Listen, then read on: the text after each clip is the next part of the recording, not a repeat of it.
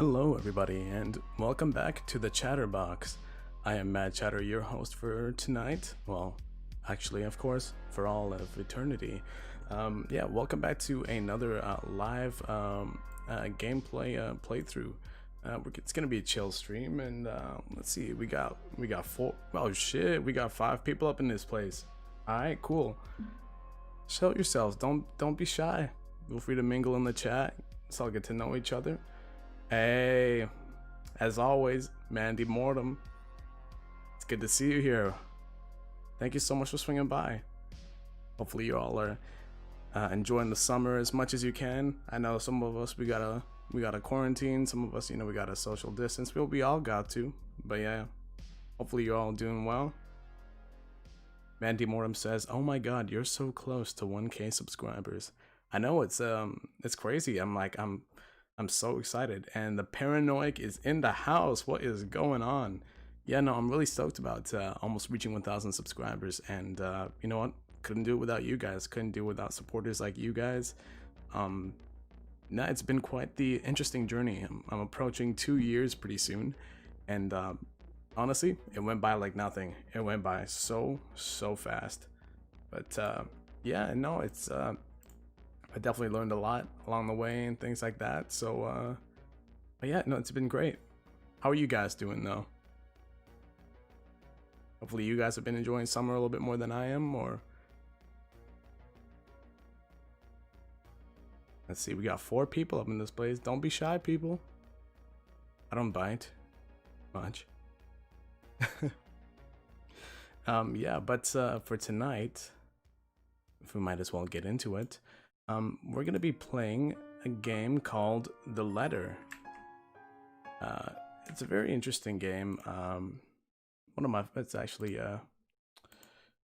it's a interactive pick your path horror game actually, and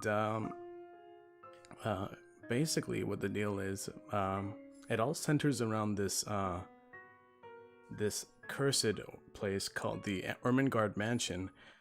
Basically for like hundreds of years, or like 100 years, nobody has lived in this place, but this real estate agency puts this place up for sale, and yeah, basically we follow a cast of characters, and they all find their way of coming across or getting involved in this whole mess.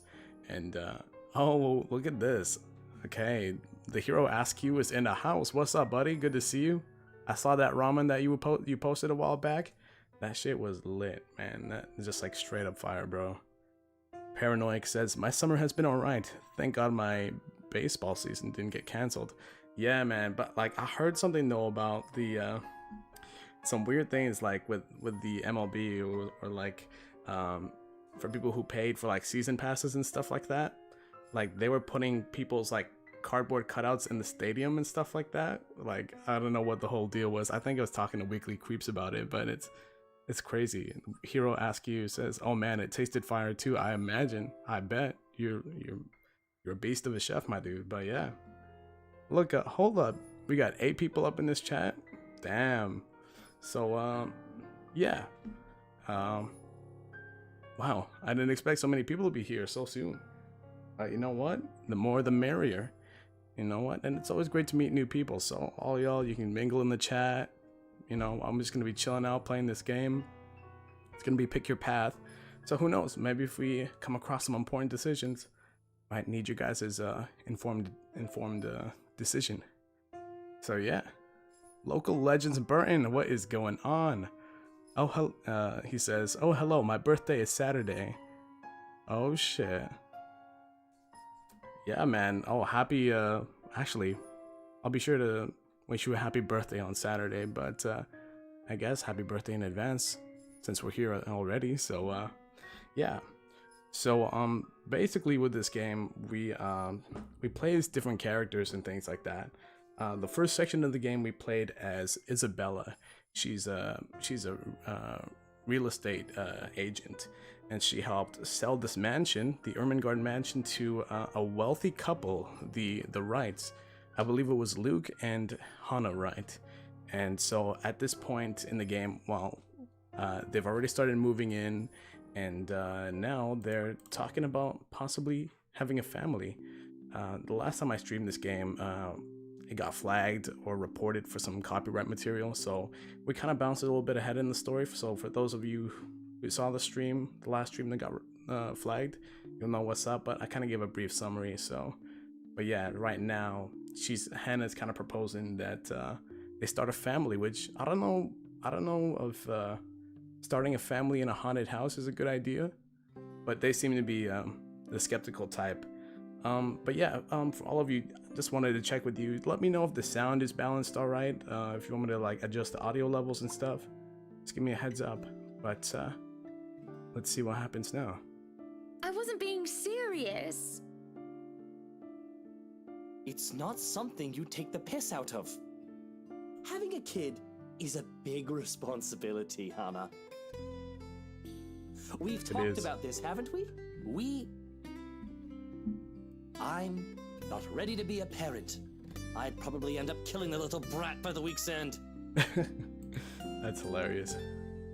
What should I say? You'd be a great father, or apologize for bringing it up? That's hilarious. Man, I personally, in my opinion, this guy doesn't seem like he'd be a great dad, but you know what? Let's see. Because like every decision matters, right? So like, for example, on our relationship scale, we were kind of climbing up a little bit, trying to fix their marriage relationship. It's not quite perfect, but you know, what should I say? I think, you know, maybe either some words of encouragement, or I could apologize for bringing it up. You know what? You know what? I'll you know, let's do it. Let's do something Riley interesting. likes you well enough. Local legend says, looks like a cool game, brother. My dude, it is a fun game, actually. There's a lot of options, and it is a pick your path. So, you know, you can make different decisions and things like that. Yeah, the branching tree. So this is the beginning of my tree. And as you can see, it does part off quite a bit later on. But yeah, I guess we'll just let the story unfold organically, and we'll see what happens.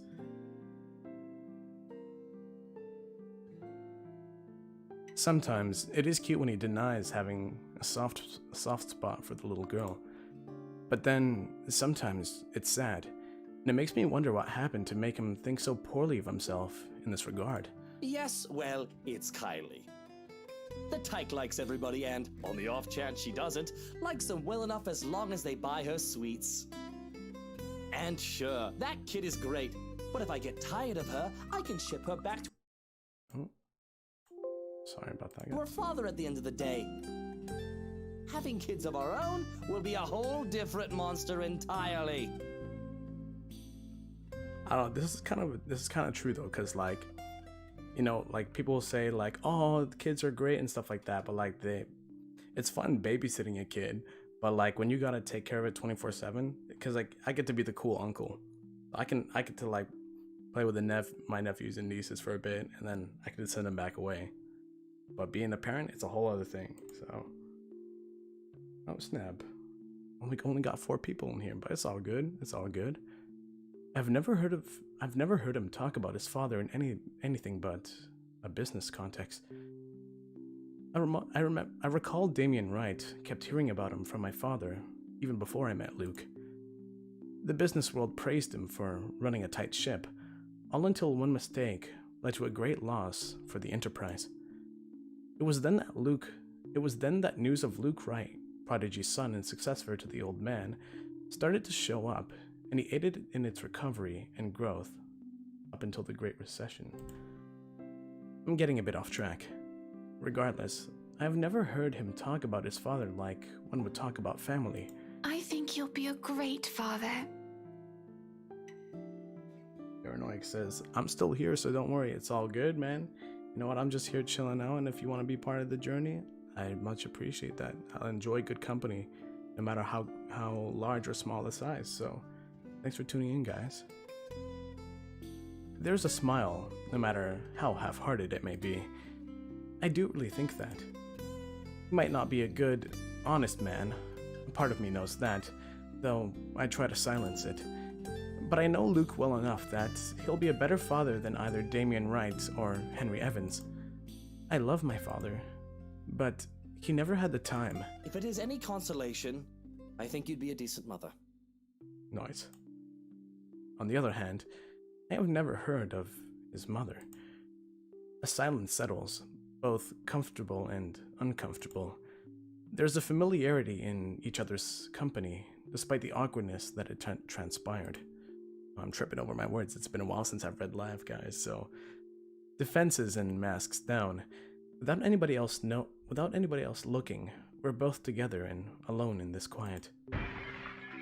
But a crash from downstairs startles us both out of our reverie.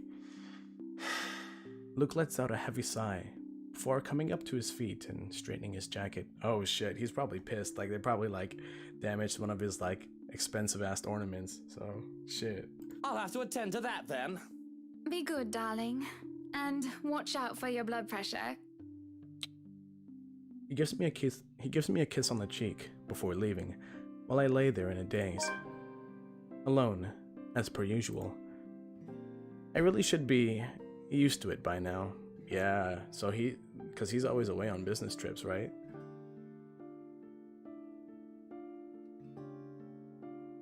Alright guys, I just had to get a sip of water. I can feel the minutes tick by with me, just lying there, feeling miserable and full of self-pity. I've rolled over to lie on my stomach at this point, with my face buried into the pillows, when there's a knock on the door. Grumbling at them to go away doesn't work, as a voice comes from the other side. Madam, the photographer from Luxury Living is here. Ooh, photographer's here. Cool. Wait, is that today? Oh, yes. People had caught wind of our new mansion the very moment we left the open house. Luke had boasted he could acquire the property in no time, and allowed a photo shoot for an interior design magazine to be scheduled today. Well, there were no complications, and it took longer than it usually does for us. In a minute, Hansi. Johannes, if you could at least make it through the end. I like Johannes, their butler's hilarious. Dude. Tell them I'll be right down, Hansi. Hansi, nice. The mansion grounds has been one of the first things to be fixed up, aside from the bedroom. Although it's still a work in progress, it has a promising start, and I can already see the flower patches.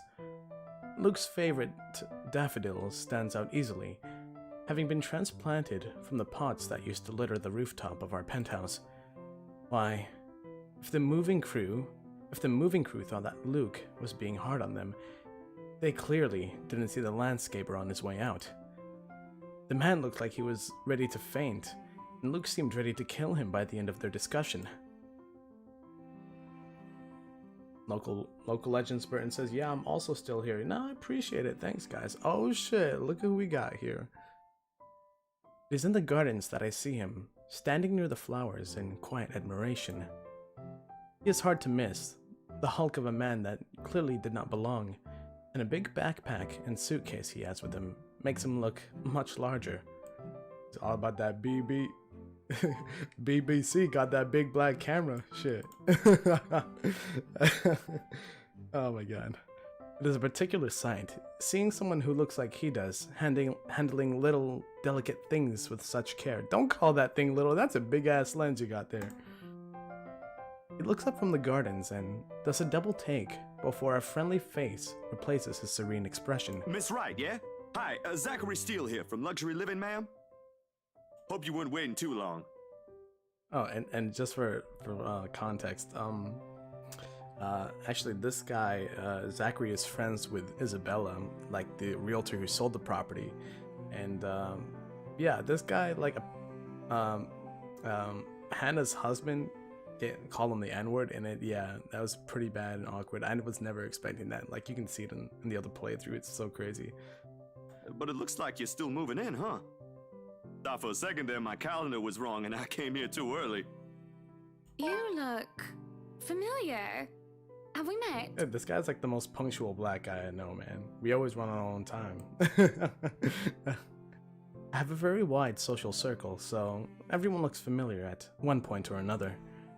But one would think I'd remember someone who stands out like him.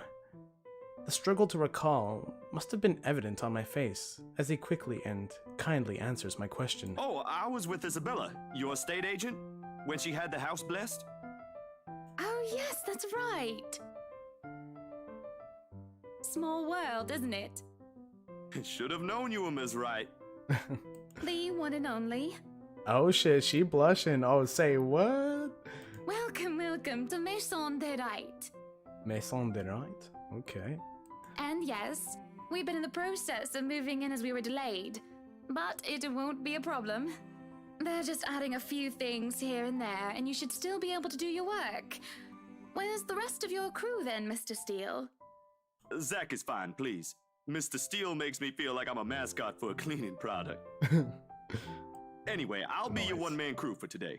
Don't worry, been doing this gig for a while now. Oh shit, one-on-one. Alright. You must be quite the veteran to handle this on your own. We've had a full crew coming into our penthouse the last time we were covered in your magazine. Veteran?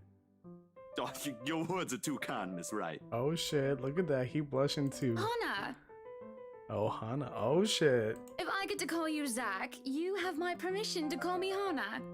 Alrighty then. Damn, nah, she kinda, damn, she's quite the flirt. Anyway, I'm no veteran, but I know my camera well enough to make sure this is a good shoot. You can trust me on that, Miss Wright. Hana. Zachary proves quickly enough that I can, in fact, trust him. His skills with a camera and experience in this industry, at the very least. He is kind and courteous, listening and following as I lead him around the house. A really nice fellow, and he treats our household staff very well whenever we cross paths with him. I answer his questions to the best of my ability, and he is patient enough to answer mine whenever I get curious enough. For one, I ask what the bags are for. They are quite the magician's toolkit. From inside, he had procured several items to embellish this interior with. Bowls of fruits, lemons, trays with peppermills, stacks of cookbooks, cutting boards, and glass canisters filled with colorful nuts and grains are brought in for a kitchen setting. For the bathroom, there are white towels, seashells, and decorative soaps. There are other things as well, too numerous to count, all in that large backpack and suitcase. Tricks of the trade. Softens up a room, makes a place feel more homey, and fills it up with texture. Yeah, this guy knows what he's talking about. But you guys probably have better stuff I can use for this. No lights. Don't tell me all of these are just props. Well, I've got my tripod here. For things like these, natural light is best. I'll just have to set the shutter speed to a real slow setting, and as long as nobody steps into the shot, it'll look great. Oh, it better. We go through the rooms, one at a time, although we first tackle the ones that the movers have no business in anymore. Alright. When is he gonna like do like a photo shoot with her? Like, oh, I have a feeling that might happen, who knows. The ballroom needs little preparation with its grand design, although there is some trouble at first, with the wide open space and the pictures being backlit. It is in the kitchen that Zachary's props come in handy, considering how Johannes kept the place so neat and sterile, one can practically eat off the floor. Yeah man, 5-second rule, it's alright. We carry on, touring the house and taking pictures where we can, with the exception of the rooms which have yet to gain any purpose or design. Too bad I can't sneak peek at his photos yet. Funnily enough, he's using a traditional camera. I didn't even know film still existed. With the way he speaks, however, I can see that he knows enough about his craft that I'm not too worried about the botched photographs. I imagine photography must be cathartic to him, judging by how at ease he looks while taking pictures. Yeah, I love taking pictures too, man. I used to actually do freelance photography for a bit. It was a fun time. It was good.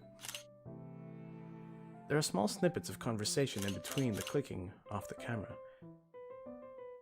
He even goes far as to talk about the terminologies like shutter speeds and aperture when I ask about the technical aspects. I can't quite see the picture as it is made, much like when I watch artists paint on their canvas. But just watching someone passionately practicing their craft, as this is exciting in its own way. Going through the many rooms has been quite the exercise for the both of us. Yeah, there it is. Oh shit. Despite that, he's been so nice, and I find myself putting on my best smile. Oh shit. Nah, he getting a picture of them titties though. Shit, nah. Nah, I'm saying. Yo, she kind of fit. She alright actually, but it is as we're taking pictures in the foyer that everything comes to a standstill for a moment. Just a moment. And had I not been paying attention, I wouldn't have even noticed. It is merely a split second, and Zachary's rhythm is put to a halt. His finger doesn't move to release the shutter. Oh shit. Yo. Yet, he also doesn't pull the camera away from his face. Gaze still firmly fixed through the viewfinder. Yo. This place is haunted as shit. His hands shake and there's a light sheen of sweat on his forehead. Zachary? No response. Yo, is she? Oh man, that's so creepy. Zach, no response. Is something the matter? Lowering his camera, he blinks and stares at something behind me before shaking his head. Turning around though, I see nothing that could have gotten his attention. Oh no, there's nothing wrong. I just remembered something, that's all. Yo, I like how they animate the images slightly. Let's get back to the pictures. Yeah, let's get back to the pictures. Can you move a bit more to the left, yeah? Noise. Oh. I struggle to respond this time. Yo, the sweat is like dripping off of his head. There's a sudden weight on my back and an indescribable tightness around my throat. Everything stops. And everything starts again as I manage to choke out. If you're sure. Damn. I don't know what just happened. It was probably just a dizzy spell. I'm fine. And he said he's fine. We continue at the same pace as before, although there is an unspoken agreement that we will not talk about what happened. So, is this a full-time job for you then? Nah, I just freelance mostly, for magazines, newspapers, and events. So you can't really call it a full-time job. It's fun and it puts food on the table, but it's not what I really want to do. At least, not all the time. I know that feeling, buddy. It's like this YouTube channel that I have going on. What is it that you want to do then? Maybe I've been out of line, sticking my nose into other people's business, but I can't help but ask. I regret doing so, as I see his shoulders slump and the easygoing air he has fades away. Oh no, what's up? He looks so torn over whether he wants to talk about it or not. Films. Documentaries, mostly. Yeah, the hero Ask You says, I love how they went from the ghost girl about to catch up her throat, and then now they're just chilling. Yeah, right? But cinematography is a lot more difficult than photography, right? I was working on this thing, actually. But yo, it's actually stupid how like people see some paranormal shit and they're just like, yeah, that's nothing. That was probably a trick of the light or something. Like, I'm gonna be like fucking packing up and leaving. I'm like going the other way, man. It's like, fuck that shit. What thing? Well, it wasn't really a big thing. People didn't like Blue Fonzie very much. People don't like a film about colors. I suppose they would have liked Blue Bibby a lot more. Very funny. So, Grand Director, do you want to tell me what Blue Fonzie is all about? Yo, Hana's actually a sweet girl though. Luke's like super lucky to have her. He hesitates, but when I refuse to budge on the matter, he gives in and spills it all out. Bleu fonce le haut. Le plus sombre. Okay, I don't know how to read French. Dark blue. The darkest hours of the Black British. He speaks with passion of one who has gone through the very matter he is concerned with. There's conviction, knowledge, and experience in his speech. Why, I would have told him that he's an amazing speaker if only I wasn't so engrossed, listening. Prejudice and discrimination, in schools and in the workplace, it's a real thing, guys. Lesser chances for opportunity and higher chances of being treated like a criminal. He spoke of blacks and people of color in general still being treated like second-class citizens. All because of the color of their skin.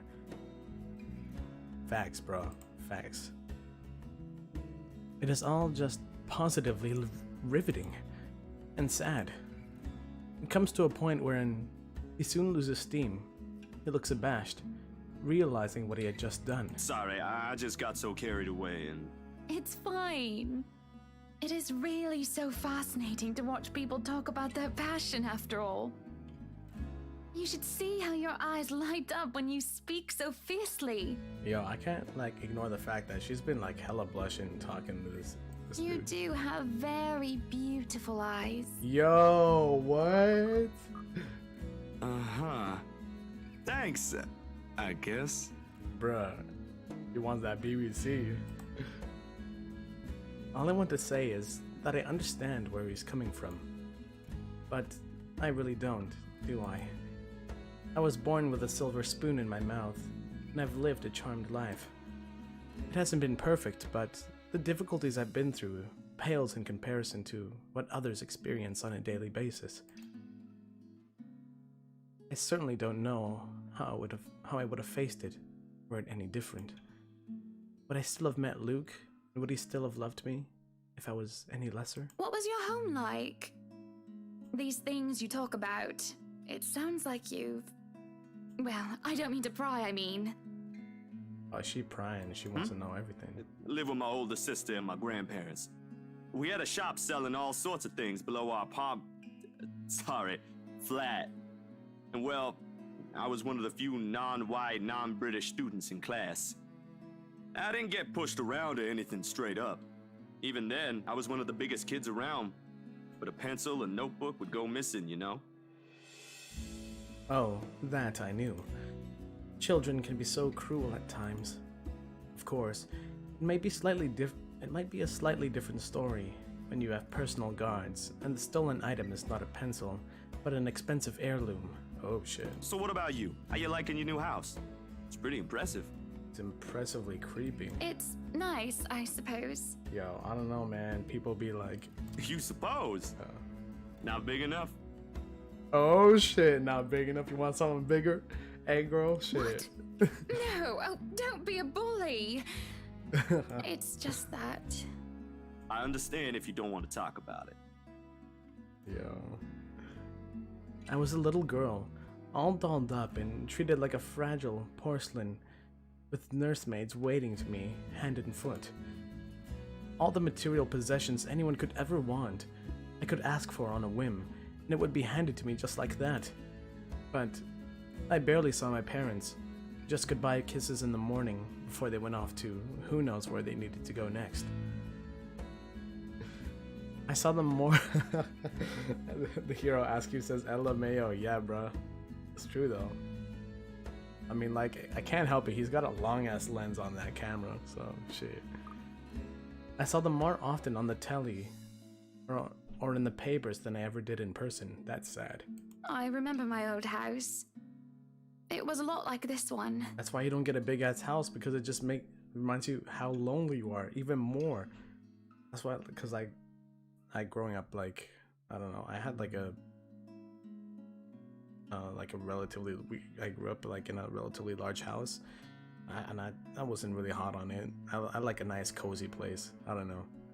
Big walls and big halls, but nobody in it. Not really. It makes you think how alone you are. Bruh, did I just read the script ahead of time or something? Shit. A pensive mood overcomes us. And there's a moment where neither of us are sure of how to go on from there. Nah, y'all gotta start making out and shit. Things have gotten a bit too personal, yet it isn't wholly uncomfortable, like as if we've been friends before. Well, that's normal, ain't it? You just moved here. You'll make home out of it yet. He certainly makes it easy to believe that. My childhood house is indeed a lot like this one. Just as large and extravagant, and just as empty. I hope he's right, though.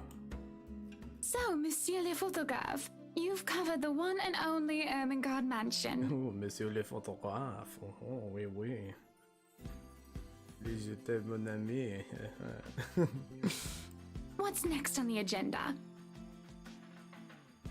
Je t'aime. Oh shit, he's gonna tell her. The interview? Oh shit. Boring. It's an interior design and housing magazine. And they want to know what Miss Wright has to say about her interior design and house. Honor Wright thinks she bought a magnificent house that she can certainly brag about. Blah, blah. Boring. You know what they should print more of?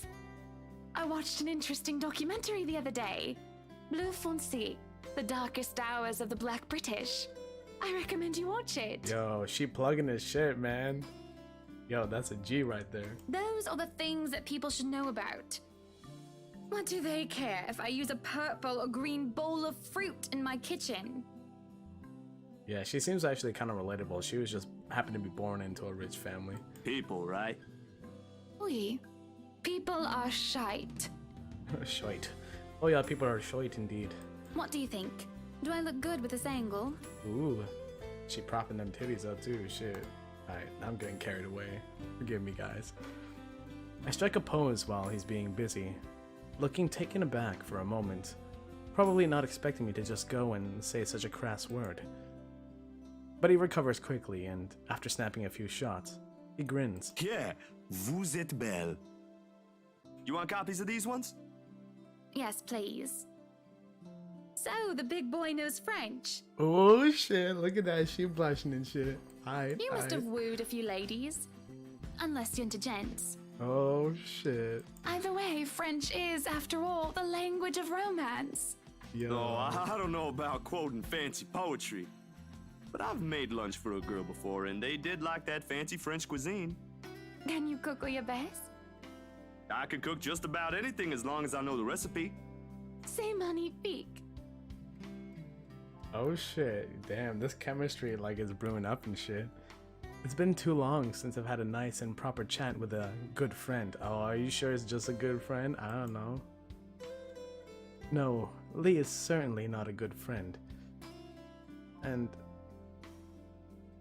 although we just met, Zachary is the sort who can probably befriend anyone.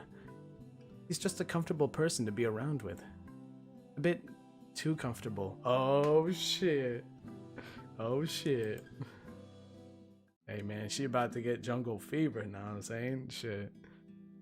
The photo shoot went by a breeze. And somewhere along the way, as we talk and laugh, I find myself a bit too close without realizing. He'll give me this strange look until I back off, and he'll go back to asking questions after I agree to do his little interview. And it's just odd. Oh shit. Well, no. Me being friendly isn't that odd. That is how I am. Zachary is the one that's being odd. What? Why, anyone else would absolutely welcome the extra attention I give them. Yeah, oh shit, true that. He, on the other hand, looks almost flustered by it. Yo, cause like, oh man, it do be like that, man. Like as much game as you got, if there's a really, really pretty girl, like everything just kind of like disappears out of your brain. Like everything happens to all of us. He should be used to different personalities by now, having to deal with various people when he works. And if not, he needs to start. Perhaps nobody's shown him attention of this kind, but he's a big boy. He should be able to handle me. Oh shit, all it is a friendly touch here and a pretty smile there. And gentle swaying of the hips as I move around. Yo, girl, she using them weapons, bruh. Zachary grew and grew more red every time he noticed. Am I being mean as I find am I being mean as I find enjoyment in seeing him unravel? Bruh, don't play with my boy like that. Perhaps. This went on during the interview and beyond that. There's nothing wrong with what we're doing, right? Oh shit, are you sure? Zachary and I are just having a playful, friendly chat while enjoying the outside view, right? At least, that's how I see it. Nah, she's not getting enough attention from her husband, that's the deal. That's why. I'm sorry, but I'm really getting distracted. Could you maybe stop doing that? Yeah, he ain't no. Oh shit. Stop. I'm not too sure if I want to though. Ooh, continue teasing or stop it? Oh shit, what should we do, guys? Should we keep pressing forward, see what happens, or should we stop it? I'm gonna let you guys decide this one. First one to comment on what to do next, I'm gonna fucking go for it. But yo, I feel like she is kind of like teasing him and shit. Yeah, continue teasing him. Let's see what happens. I think he might not like it though. Let's see what happens though. This is who I am, and I'm not going to tone myself down for anyone else. I have no obligation to do so. At any rate, he's rather cute, and it is a bit fun seeing him squirm. Oh shit. Shit. What's the worst that can happen? I doubt it will be anything bad, considering how much of a gentleman he is. Oh shit. Girl. Oh, stop doing what, Zach, sweetie? Touching my arm and looking at me like... he's like, shit, I don't know what to do. System override. System override. I pause, giving him a baffled look. This is certainly the first time a man has ever complained about me being too friendly. Oh, I think that's why she likes it, because all the men are usually just fucking simp and like flock her. But this guy's being like... It's like in the animes, you know, like in the harem animes when like all these girls are fucking like chasing after this one guy and he keeps like refusing their advances and they're like, oh, they like the chase, right? So maybe that's what it was. If I was a guy like who had a harem, I would be like living my best life. Like, I don't know why those guys like refuse the girls' advances like that. Like, shit, I don't know. I'm not doing anything wrong. Yeah, you're not doing anything wrong. Keep going. No shit. Come on now, don't be like that. It's just a bit of fun. Bit of harmless fun. I'm sorry. It's just really uncomfortable and I don't think either of us want Mr. Right to see us and think there's any funny business. I'm sorry. Look, can we just... Oh shit. Who knows? Maybe Zachary's... Oh no, actually, no, he ain't gay. He I know he's into chicks. We're finished with the interview already, aren't we? Maybe it's about time I go. Let's see the relationship. Oh, yo, I went down in the relationship status. I guess he didn't like that a lot. Oh well, that's okay. It's okay. It's alright. Oh, you must be joking. No, I'm not. You're certainly the odd one. Don't be such a killjoy. A little bit of flirting never hurt anyone. Other men would simply be delighted by my interest in them. Besides, you really are such a cutie. Oh shit. But my mind is telling me no. But my body is telling me yeah. Oh shit. Well, I'm not them, Hannah. Oh shit. I guess he ain't no simp. So, yeah, I'm probably odd. Oh shit. I don't understand you. Let me put it this way. You're a pretty lady, so this must have happened to you at least once or twice. Oh shit. How would you feel if someone was making you uncomfortable? Only for them to refuse when you ask them to stop and they make you out to be the one that's wrong? This isn't. Oh This shit. isn't the same as that. As I try to argue his point, he starts to pack the rest of his bags. This is preposterous. My main argument is, what sort of man complains about a beautiful woman being friendly with them? Yo, what's up with this dude? Bruh, I actually, nah, he got self-respect. That's why. He ain't no simp. I respect, but at the same time, yo, if a rich lady like Hannah Wright was like, there's nothing wrong with just a little bit of back and forth. It's alright, but who knows? It seems logical in my head, but at the moment I try to say it, it starts to fall apart. Yes, it is. Unwanted advances don't make me feel macho or anything like that. I'm not here to argue morals or ethics, Miss Wright. I think I have more than enough for the interview, if that's fine with you. I may be starting to overstay my welcome. Damn, he really did play the anti-simp card. That's right, that's right. I feel deflated. And things were going so smoothly too. I ended up pushing too hard, and just when I might have found myself a good friend, I'm not sure if I feel awful because I'm not getting what I want, or because I was just compared to the pigs I so despise. Oh shit. You're not even going to let me apologize. You're not a bad person, Hannah. Just Because I really am sorry. people won't always be how you want them to be. And apology accepted. But I really do need to go. A friend of mine is expecting me. It's getting late. Yo. Oh, that's so crazy. Oh, and one last thing. The fried chicken was dry. Real dry. Will you just again? I will be asking for copies of those photographs. Yeah, sure. I'll make you a copy. That would be much appreciated. I'll ask Johans to see you out. I feel sick to my stomach as I watch Zachary leave. It is silly to be upset over falling out with a man who was, only a few hours ago, a complete stranger to me. Yo, that's because you had feelings for him and you... Damn, It seems like the relationship with your husband needs a lot of work still, so... That doesn't excuse my boorish behavior at all, and it doesn't make the ill feeling any better. Idling about, I stare off into space, unsure of how I feel. And I stay a good while, just standing there, until the sun sets in the horizon. Damn, I guess that's it. Disheartened, I proceed back into the mansion for supper. Ooh. It's actually kind of dark and scary in here. I feel like something bad's gonna happen, guys. Entering the dining hall causes me so much confusion. It's dark.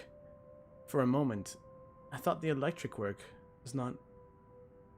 For a moment, I thought the electric work is not up to par. But that clearly is not the case, as every other room is bright with artificial light. Finding the light switch in a monumental... Oh shit. Lady Spookaria is in the house. Hey babes, lol. What is up, Spookaria? Lady Spookaria, welcome back to the show. It's good to have you here. Hey man, I got my horror fam. We're all just chilling. We enjoying the game. Yeah, nah, it's all good.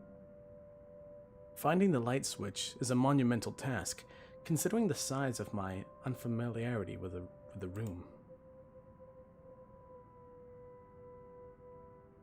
To make matters worse, the darkness grants the room a different atmosphere, eerie and frightening. It takes longer than when I thought to find the switch, something that will have to be rectified later on. My skin starts to prickle, and there's a distinct feeling of being watched.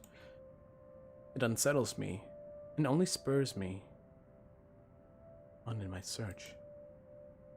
When I do open the lights, there is a hiss. I'll turn the lights down, woman. Oh shit, Luke is drunk. Yo, what the fuck is he drinking? That's like straight up poison or something? Like that's weird. There, at the end of the hall, is my beloved husband, with his face in one hand and a glass in the other. Perhaps I can let it go if it's only one glass of wine.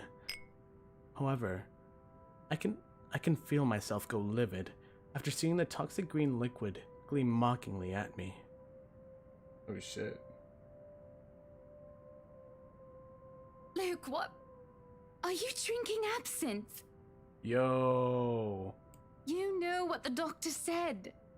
Absinthe, Luke. Yeah, this guy is an alcoholic. Are you actively trying to kill yourself? Yo, she pissed. Because if you are, we can just hit you with a bloody car.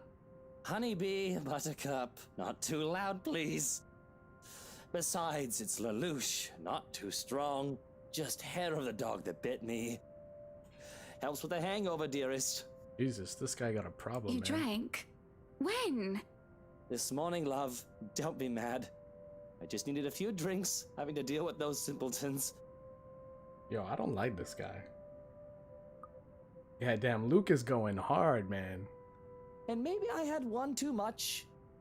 You don't see me whinging about you leaving me to handle them on my own. I had to attend the photo shoot and interview with Luxury Living. You know that. Let's not make this about me, Luke. This is about you and your drinking problem and... Oh, I don't know, Hana, darling. What if my drinking problem, as you like to call it, is linked to you? Oh, shit. If we think about it that way, this discussion is about you. That was pretty mean of you, leaving me alone to do all the work like that. You can't use the interview as an excuse either, honey. I was informed the moment your little interview was done. So, what was it then, What were you doing? Oh, we were flirting with Zachary? I was with Zachary, or I was tending the gardens. Which one should it be? Which one should it be, guys? I could lie, or I could tell the truth. Which one? Which one do you think, guys?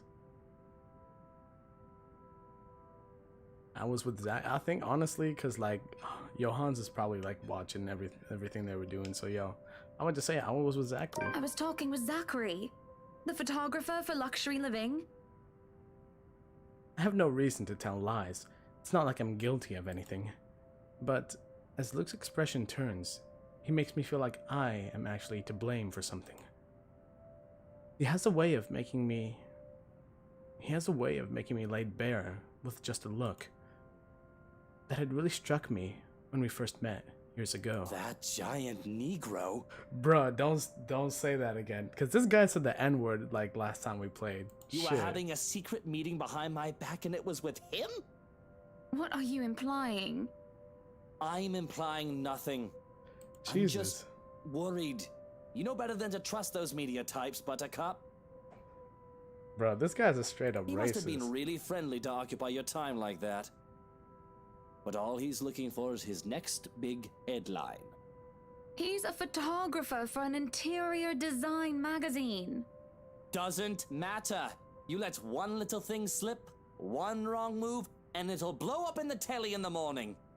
He'll go to his journalist friends to gossip and make a quick quid. His eyes were the first thing I noticed about him. Yeah, he's kind of crazy. They were like nature, the grass and the trees, wonderful and breathtaking. Now, as I look at him, they're nothing but the same shade of green as that bloody damn drink in his hand. He was a perfect gentleman, Luke. I can't say the same for you as of recent. Oh shit. Excuse me again? We're talking about you, Hana. No, I am pretty sure we were talking about you and your drinking problem, Luke, right? The hero Askew says, whoa, media types? He tried that save? Yeah, right? And even I know when, like, it's good to know when you have a problem. This guy doesn't, like, shit. Hangover forgotten during the course of this little spat. The man jumps to his feet and seethes. It looks like he's barely stopping himself from throwing the nearest thing he can find. Oh, it is not a problem. I can stop whenever I want. And even if it was, I think you can very well stay out of it, as it only affects my own kidneys or liver or whatever the bloody hell that shite pollutes. Whatever aftermath that occurs because of your little chit-chat with the Negro affects the both of us, however. What the fuck, dude? Look, Luke, nothing will happen. Jesus. You have to relax. It was just a friendly chat. It was just a friendly chat. Come on, man. Well, now I think I'm getting jealous. Bro, this guy's like a man baby. He's so hella insecure. Or I would be if it weren't for this damn headache. Maybe you should drink more. Maybe. Man, it's getting intense. Supper is spent in silence, with nothing but the occasional sound of silverware. A grand feast has been served. Well, grander than usual anyway, most likely due to Luke's complaints of stress.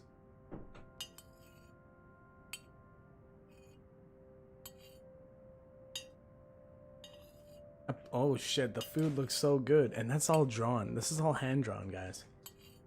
Hero, you love food. You see what's on the screen right now? Because actually, like, searing lemon and shit like that, or like, yeah, it's not bad. Not bad at all. A platter of native oysters for starters, and a tranche of turbot. I forgot how to say that. I don't know how to say that. Oh, turbot, that's what it is. Tranche of turbot, with a purple sprouting broccoli, lemon, capers, and anchovy sauce for mains. To finish it all, oh shit, that looks so, bro, that looks so tasty. To finish it all off, black tea and golden syrup sponge pudding with custard. Yeah, that's extravagant. But when our appetites are appeased, and the plates are cleared away, Luke stands, kisses me goodnight, and leaves me to stare at my half-empty cup. Half-empty, that's the way you look at it?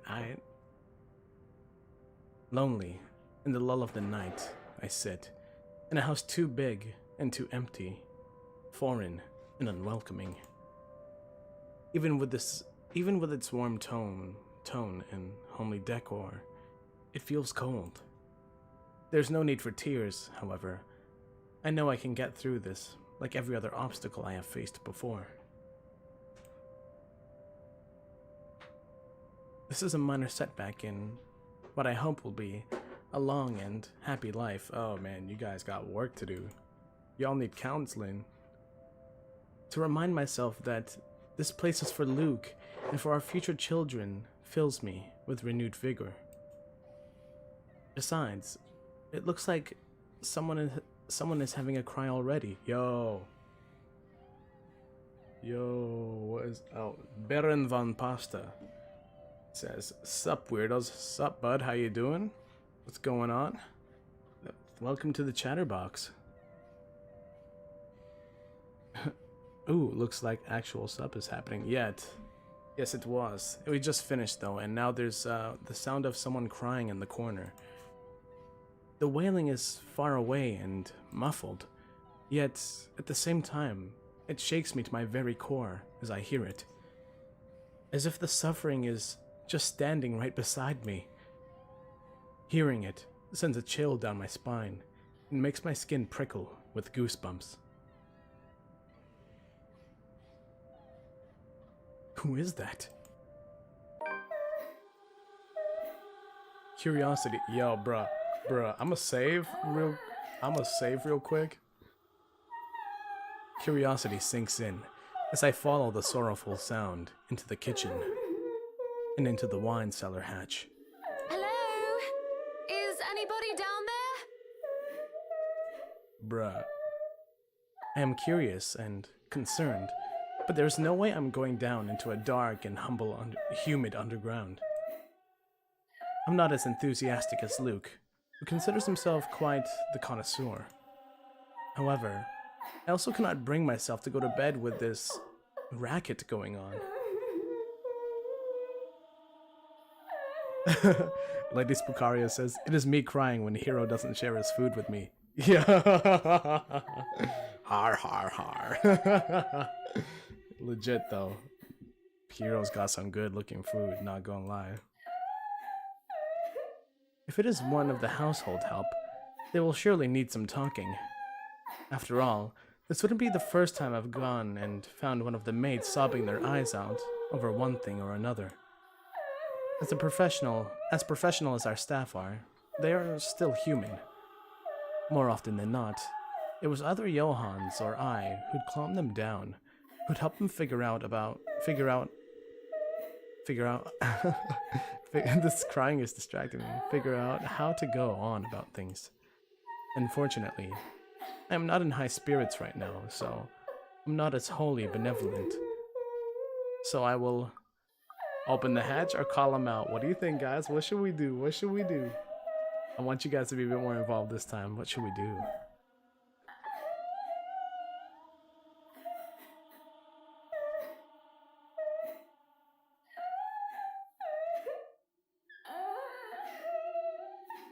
Open the hatch. Alright, let's do it. Let's do it. I saved already, so. I may not be going down, but there's no point in talking through closed doors.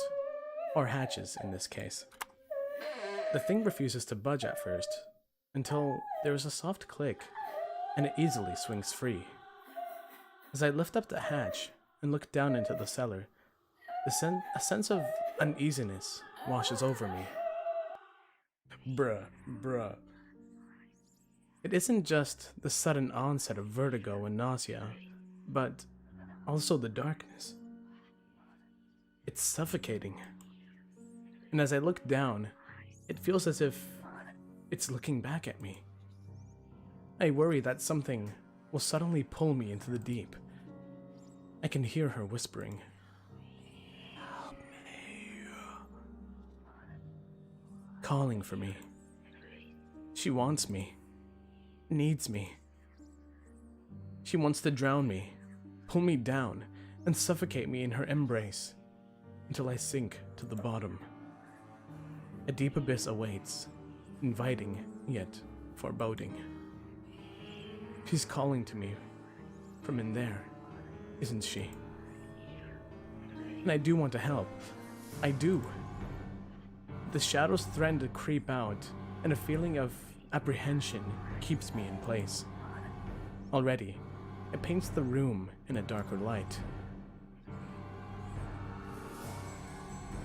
There is a lurking sensation, and a feeling that follows after is hard to explain. It feels like I'm watching myself from the sidelines, a spectator to my actions, or lack thereof. I will myself to snap out of this detached feeling, to move, to do anything except stare at myself. And, for a moment, I see the look of fear in my own face. I'm back in my body, but the hook in my stomach is no longer the only one. There are hooks everywhere, tearing and pulling at my skin, flesh, and bones. They pull at me in every direction, and it hurts. It hurts me so much, but I can't bring myself to scream out. Help me.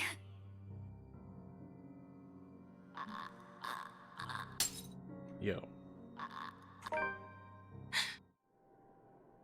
what was that? Oh, I skipped the QTE. Yeah, I don't want to fuck with that. That scared the shit out of me. I wake from a deep slumber. It takes a while, with the fog that has settled in my head, and with my heavy limbs. But soon enough, I manage to look around. I'm in her bedroom already, although I do not recall going here. Luke slumbers beside me, looking peaceful and angelic. It doesn't matter. I'm safe, and I feel better than ever. Tomorrow, better days will come. Alright. Luke is already gone by the time I rise. Okay, so is it like a bad dream or something? There isn't a single hide nor hair of him to be found, and trying to call to him on his mobile phone is a bust, as it only goes straight to his voicemail. That's twice in a row he's gone on me. And for him to disappear today, of all days, is every bit upsetting because of what's to come. Scary game indeed. Slumber is beside you. The morning is once again filled with a whirlwind of activity. Unfortunately, I'm much more refreshed as I took a break from my responsibilities. I haven't the faintest clue where Luke was yesterday. Today is going to be a busy day, although unlike Wednesday, the master of the house isn't here right now, absent once again from his duties. Hopefully, he'll be back in time for the party. This is our house, after all. A grand housewarming party for the wonderful Wright mansion. Every person of importance from Luxburn is invited, and there will be guests flying in as well. Okay, hosting a party? Of course, there'll be some people from the media, along with friends and acquaintances who are made no less important, regardless of their status in society. Mary Ann and I discuss business and last-minute touches to the house before finalizing everything. Oh yes, she's back, Mary Ann McCulloch. Not that there's much change from our original plans. Bar any huge additions to the property itself, the mansion is nearly 100% complete. You have certainly exceeded expectations, Marianne. Everything looks so marvelous, and in such a short time, too. Well, I can't take all the credit. People have certainly been enthusiastic about the idea of working on the right mansion. Why does she sound drunk? There won't be any more problems unless Wait, Mr. she's Wright Irish. has any more objections about the second bedroom. Luke and I had a small tiff about making the second bedroom into a child's playroom, which I insisted is completely practical. In the end, he had to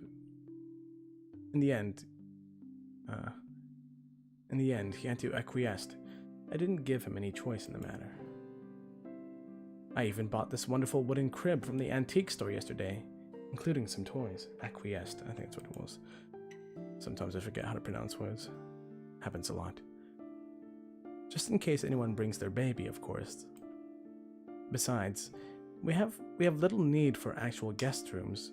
We hardly have guests who spend the night.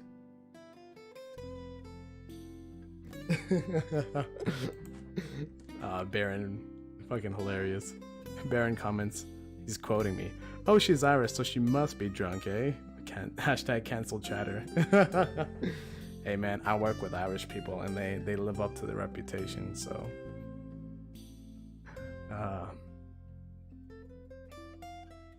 If we absolutely have to, we often choose to foot the bill for their visit on one of our hotels instead, always at Luke's own insistence.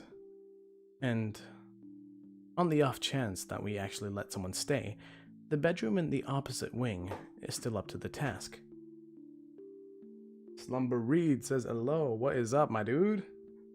Yo, we just playing a visual novel, I'm just continuing the playthrough. Oh, We hanging no. out. We proceed with that room as planned. Yeah, Hannah just saw the ghost last night, so... I already agreed to him having his greenhouse and his vineyard and his stables. He may as well let me have this one thing. No, I did not agree to him having a helipad. All right then. Yo, I love the little Well, animations. That do they we do. have any other concerns? Anything we need to put on our agenda before the party commences? No, I don't think so. Not unless Luke has anything else to say. Is he around then? It'd be best if we can note down his request right away, considering the scope of his usual ones. Around? No. Where is he? Who knows where? I don't. No, he's not around. Yeah, man. Hannah and Luke, they got relationship issues. She didn't have to point out the obvious now, did she? After 7 long years, I'd already gotten used to him. I should be by now. Still not, apparently. But don't you have a party? Yep. I want nothing more than to complain, to whine about how unfair this is. Yo, the Boggs is in town. Says what is up. Yo, welcome back. Welcome back to the Chatterbox. We're just hanging out playing a creepy game. Pick your path. I'm letting you guys in the chat make the decisions this time around in the game, just to make things a little bit interesting. Now, let's get back to the story. However, airing out one's laundry is simply taboo among high society. To do so will make you a ripe target for the next dinner party chit-chat. Vultures, the lot of them, really. Or most of them at least. There are always good ones like Rochelle Lee. But put your trust in the wrong person, and you'll find yourself eagerly picked apart. Yes, but Luke's just being a sweetie, you see. That friend he's visiting, he's having marital problems and he's just trying to cheer him up. Perhaps I'm being a bit too rash, a bit too hot-headed in divulging details. But I thought myself clever, with the plan to dress it up as gossip. Mary Ann's raised brow made me unsure whether she is interested or not. Although that does make things better if she has no interest and, therefore, has no hidden intent to utilize whatever I might say to her. They've been married for a long time and they've hit how do they say it? A rough patch. His wife has a drinking problem and can be very neglectful. The poor thing really does his best to be a good husband. Oh, she's flipping the script. But it's never enough for her. Oh, she's secretly talking about their relationship, but saying it's another couple. Sometimes I think it's the years. Maybe it's been so long that they've lost that romantic spark. What do you think? That's why you were flirting with, What do I think of the matter, ma'am? No, what do you think of my hair? It feels so lifeless and dull today, and that's no good for a party. And I think I'm breaking out into zits. Now that you mention it, there is something different. Yo, I think the ghost went inside of her. Yo, I think that's what's up. There better not be something on my face. So I feel like she's gonna change behavior over time in the game, probably. I wouldn't worry about that. You do look a little paler than usual, ma'am. I apologize if I'm crossing any lines here, but have you been resting properly? Huh. You'd think I get a bit tanned with how sunny it's been lately. Don't you worry. I feel right as rain and never better. But back to the matter at hand. You were asking for my personal opinion on the matter, ma'am?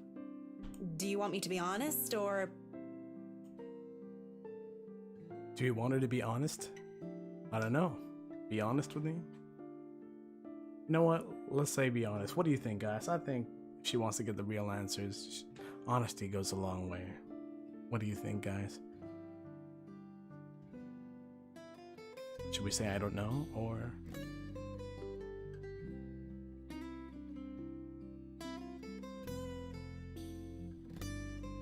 You know what? The truth hurts sometimes, but sometimes it's what we need to hear. So let's ask her to be honest. Be honest with me, Marianne. I don't need someone to sugarcoat it. I'm not some fragile thing that I'm just going to break down at the slightest thing. I'm glad you guys also agree on being honest. That's good. Good on you guys. She hesitates, taking a sip of her coffee while I stare into my own cup of tea. The silence stretches on, and I almost believe that she will never answer my question. I suppose that I shouldn't blame her, putting her in a tight spot like this. Her hesitation is understandable, though I loathe to admit it. She simply wants this whole thing to stay professional. But then, she speaks. If I'm going to be completely honest, I need to ask. This is about you and Mr. Wright, isn't it? Oh shit, yeah. She knows what's up. It's my turn to hesitate now. I really didn't expect such a straightforward question. And to get to the heart of the matter, I suppose I'm not as clever as I'd like to think. Or is it really that bad that an outsider can see our little marital troubles? Surely we aren't that obvious, are we?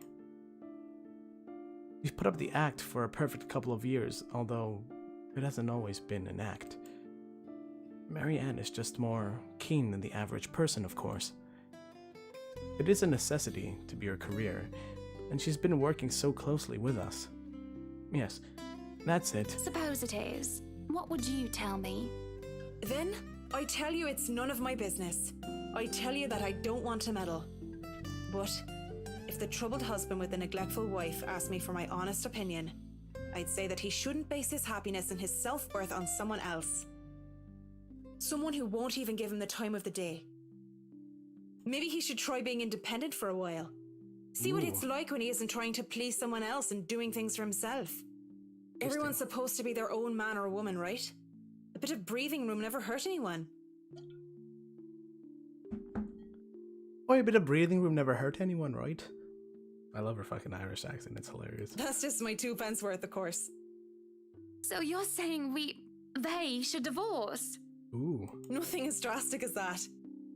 If they're afraid that it might lead to just that, then maybe that is what's meant to happen in the first place. We shouldn't let our fear control our lives. This is true. We shouldn't let our fear control our lives, and I think it's why I love narrating creepy stories, because it's, in my own liberating way, it's taking control of that fear, I guess, or, you know what I'm saying? I don't know. Let's see here. Let's continue. Slumber Reed says, I gotta head out. Yo, thanks for stopping by. Peace out, bro. Much love. But it's just a short hiatus is all. Or, you know, couples therapy? Look, I'm really not the best person to ask about relationships. So grain of salt and all that. She trails off, having said her piece, and leaves nothing but the smell of coffee and Earl Grey between us. There is a calm, despite the nature of what has just been discussed. To say that her words make me start to think is an understatement. To say that I'm not considering her advice is a lie. And to say that this might just be the calm before the storm is a possibility. Others have had shorter marriages, yes, but plenty have celebrated long and happy ones as well. My own parents celebrated their choral anniversary before they passed away. But 7 years? 7 years isn't a whole lot in the grand scheme of things. It isn't a whole lot of time to see what and where our relationship can bring us. And at the same time, 7 years, well, it hasn't been entirely made up of unhappy years, has it? It won't last forever. It's not supposed to, anyway. I just dread the thought that it might last for a very long time. I dread that the thought of these small spats, these little disagreements, will turn into an all-out resentment. The idea that we will grow out to hate each other with every fiber of our being scares me. I can't even pinpoint the exact moment when our blissful union turned sour. We can get through this, right? I know that I still do love him, and I feel that there's still a part of me that still a part of him that loves me in return. We just need to get our heads together and talk it out. Surely he will see some sense. There's a cough before Mary Ann clears her throat. I must have been quiet for so long, and I move to apologize when she stands up. We both end up on our feet, unsure on how to proceed.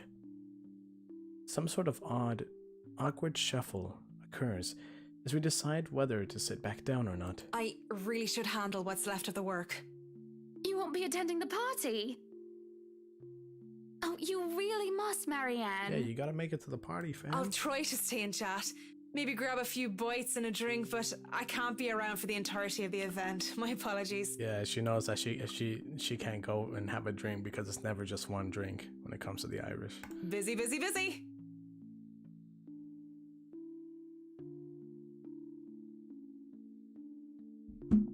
You must stay a while. I'd love for you to meet some of my friends, and they're ever so excited to meet you.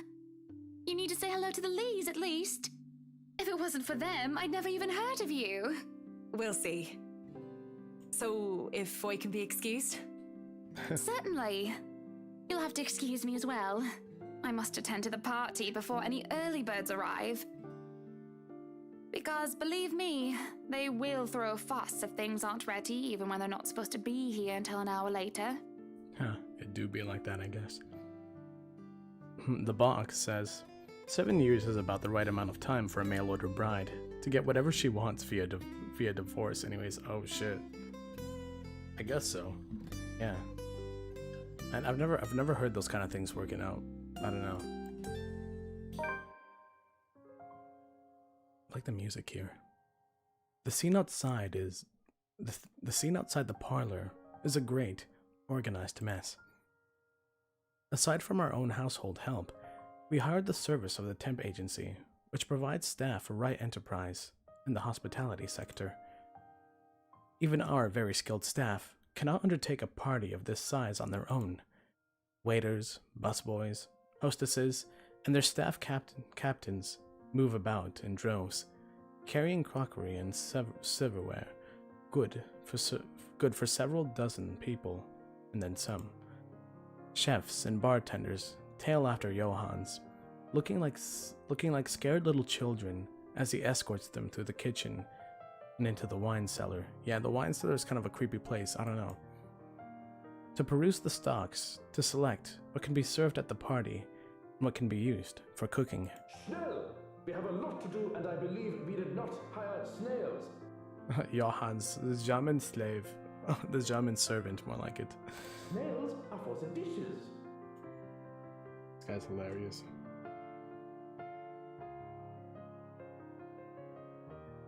Boggs says, drink rules are true. I'm half Irish and never stop at just have a drink. Yeah, it's true though. You never just have one. A string quartet readies up to play for the evening, tuning their instruments as they fill the air with idle chatter.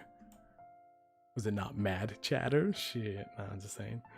Floral decor worth thousands fill vases, wreaths, and baskets, while petals are scattered along the driveway up front. And, ooh, shit, look at that. The food looks appetizing as shit here. An ice sculpture of a reindeer is brought in carefully by a pair.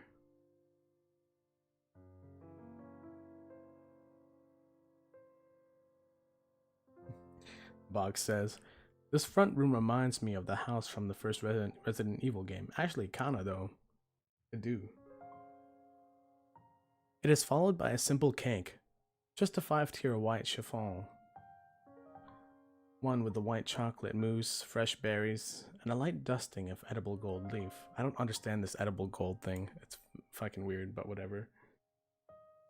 But despite the fact that I told Mary Ann how I will attend to all of this, I find myself unable to focus or care for any of it. I still have our discussion running in our mind, in my mind, and looking at all this, I only see Luke everywhere. Yeah, I picked the wrong thing to stream. I'm like that minor dyslexia and like, yeah. But I just love reading still, so bear with me. Deal with it. Now, if I may continue. These are all the grand things that Luke wanted to have for the party. I had wanted a small, elegant, and simple gathering with only a few select invited, namely the people who I would actually trust to enter my home. I did not want any bloody politicians or paparazzi in here, no matter how used I am to catering them. At least be here for your party. Damn it, Luke. Yeah, Luke, you gotta make it for your own party, bro. The entire thing screamed Luke right, and I can't help but add another question to my growing list of queries. When did I lose myself? It's always about him nowadays, isn't it?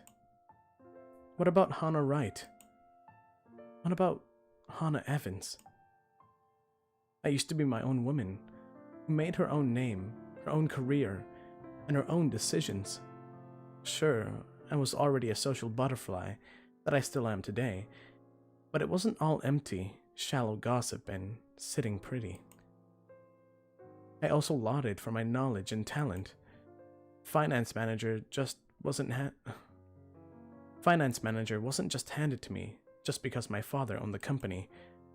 I had insisted that I start at the bottom, so I could work my ways up to the top and prove myself. And I did. I worked numbers, managed budgets, money and accounts, analyzing the competition and market trends. There was the calculation of financial risk, cost reduction opportunities, auditor liaison, and public relations, supervision of staff, and, well, I generally had a huge slew of responsibilities. Admittedly, let me clear my breath. Admittedly, I was already quite the attention seeker even back then, having dedicated most of my youth craving for my parents' approval. Failing that, I turned to others, looking for praise from anyone who would give it, however fleeting it all was. And Luke, oh Luke, the way he looked at me, the way he watched me and took a genuine interest. He had me disgustingly obsessed ever since day one, hasn't he? He saw me for me, Hannah Evans, with both my faults and my achievements. The man didn't treat me like some damsel in distress or some prize to be won. I remember the nights before we were married, where we talked about everything and anything. From big things like business, society, and philosophy, to little things such as what we had for breakfast or whether we liked cats or dogs more. We both prefer dogs. I like dogs, but I had to say I'm a cat person. I love animals, but I'm definitely more a cat person than a dog person. Nowadays, I'm just Luke Wright's wife. It's mostly my fault, isn't it? They told me that husbands preferred wives who are docile and subordinate. A woman who'll always be there for him, yet would never outshine him in all aspects except beauty. A wife needs to be at home and attend to his needs, to have children, and to take care of them in his absence. Bruh, that's old-fashioned shit, man. But I guess that's how high society still runs, I guess. They said I have no business working anymore after I was married. I can blame society, but I listened. Before I can fall further into this introspective pit of self-loathing, someone calls for my attention. The guests have arrived, madam. Oh, is this your Hans, yeah? And Luke? Running a bit late, I'm afraid. Late for his own party. That man, I swear. He's probably looking to make a dramatic entrance, knowing him. Open the doors, then. We mustn't tarry.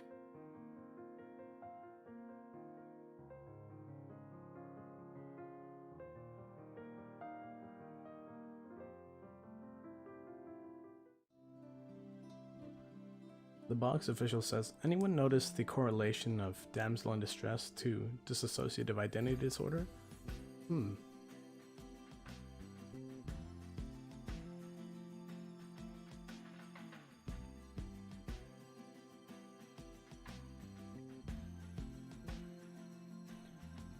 Interesting.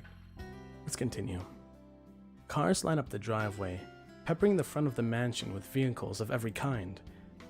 Grand Tours, supercars, even the odd high-end muscle car or two, convertibles, grand saloons, and other luxury cars can be seen, being parked by valets. A handful of cabs drive off, possibly for those who thought it's too troublesome to bring their own cars. There are at least 2 media vans as well. They're all here for what may be considered the biggest event of the year for Luxburn, so far. Who knows what they'll plan for the winter holidays? Welcome everyone. Please make yourselves at home. I wouldn't be able to make myself at home in a place like this.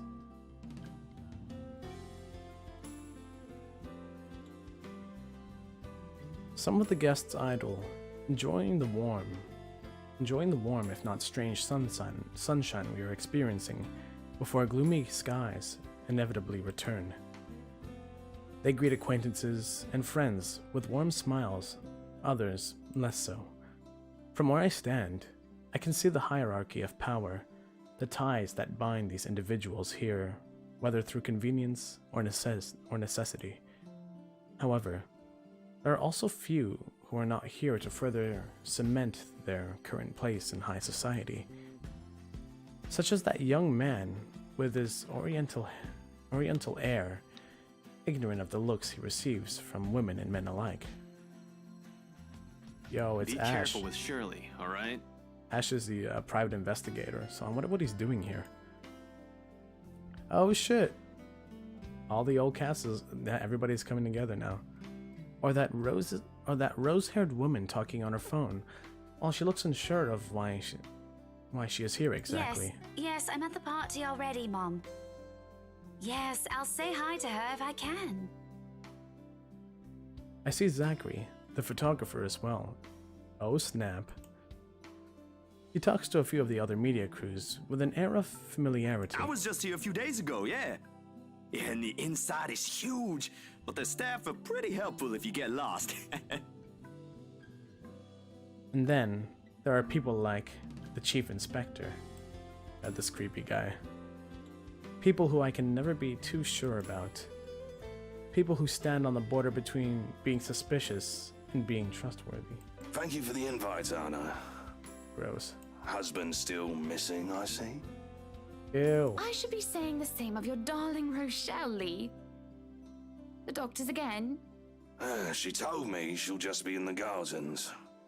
Bet she's lying and that she's somewhere around mingling, gossiping with the other ladies.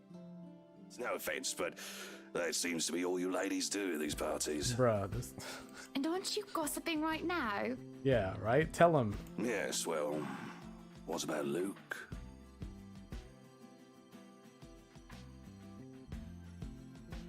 Should we file a missing persons report now, or do you want to wait 24 hours? Jesus, this guy. Yeah, no, this game takes place in the modern day. He's Yeah, but the around. mansion is old, yeah. You know, I can tell if someone's bluffing. Don't tell me, let me guess. He's finally drunken himself to death and not wanting a scandal, you've hidden his body. Jesus, this I guy. was wanting to give this housewarming gift to him personally, too. It's a plate that holds a wine glass so he can stop killing himself with liquid lunches. Looks like it's too late for that. Nah, Luke's nothing like alive. that. Besides, this is a hardly polite conversation. Yeah, who does this guy think he Oh, is? relax. I'm just trying to be cheeky to lighten the mood. It's not like I want Luke dead. I think he wants Luke dead so he can swoop in and get a chance. The man doesn't serve dodgy plonk like the others when I visit, and he pays his respects well enough. I could use a glass of wine or three, actually. Rochelle's been in a horrid mood. Threw her stilettos at me the other day and almost took an eye out. Oh yeah, the fucking English officer, like he has a Not fucking... sure if this is how it usually goes, but I blame the pregnancy. I blame the pregnancy, yeah. Hey man, pregnancy's not easy, man. I wouldn't know, would I? Still no plans for a baby? Well, I guess that's for the best. If it's this bad now, I can't even imagine how bad it'll be when that little baby bump becomes huge. Bruh. Have I mentioned how I don't trust him, no matter how hard I try to do so? At least he brought a gift, I suppose. Why don't you just go inside and have some wine, Lee? Think I will, thanks. Greetings such as these carry on as the guests continue to trickle in. Whether we have short conversations or merely shake hands and nod heads, I make sure to attend and welcome each of them. As the first hour passes us by, the rest of the stragglers and I adjourn in the ballroom. Any latecomers will have the attention of the porter instead. Ugh. Forgive me, guys. Officer Jason Statham might be a bit of a misogynist himself, yeah. The hero asks you says, pregnancy's not easy, man. Mad Chatter 2020. It's true though. I've never been pregnant, but I can't imagine. I have like, man, during this whole quarantine period, I had 2 or 3 friends that got pregnant. So like, yeah, it's crazy. All right, so we in the party. All right, let's see. Yo, we got 7 people in here still. All right. Glad you guys are still bearing the sound of my terrible voice and all my stuttering and it's so terrible. But glad you guys are still here and enjoying it with me. Hosting parties is always the same old song and dance, no matter how big or small it is. You make sure your guests are well fed, you have good company, and have them generally enjoy themselves. So when my opening remarks are done, when the band has started to play and guests have started eating, I find myself wandering around aimlessly, unless I am pulled aside. For a while, I stay with a small group and entertain them before excusing myself. And when they're not anymore watching me, I end up watching them. When they don't listen, I do. A local banker is having trouble with his daughter. He wishes to marry her off, but she wants nothing more but to make music.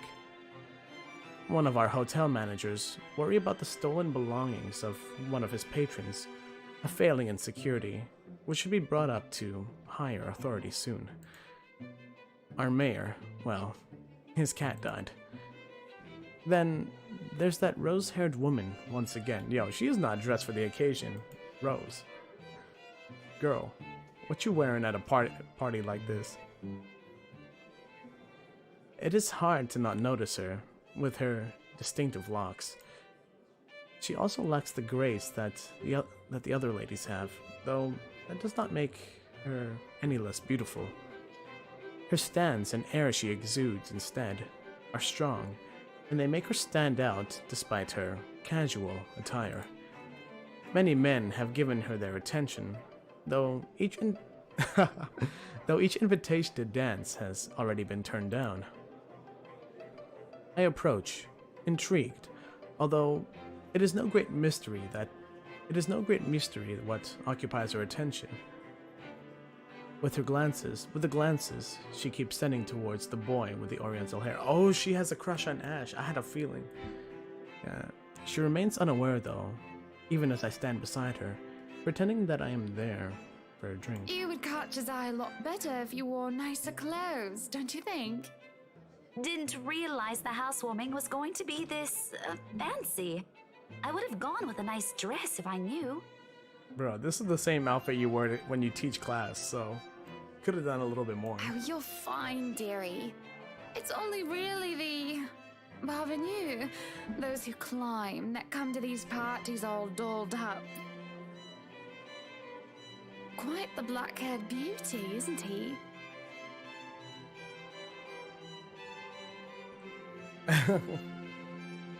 Oh shit.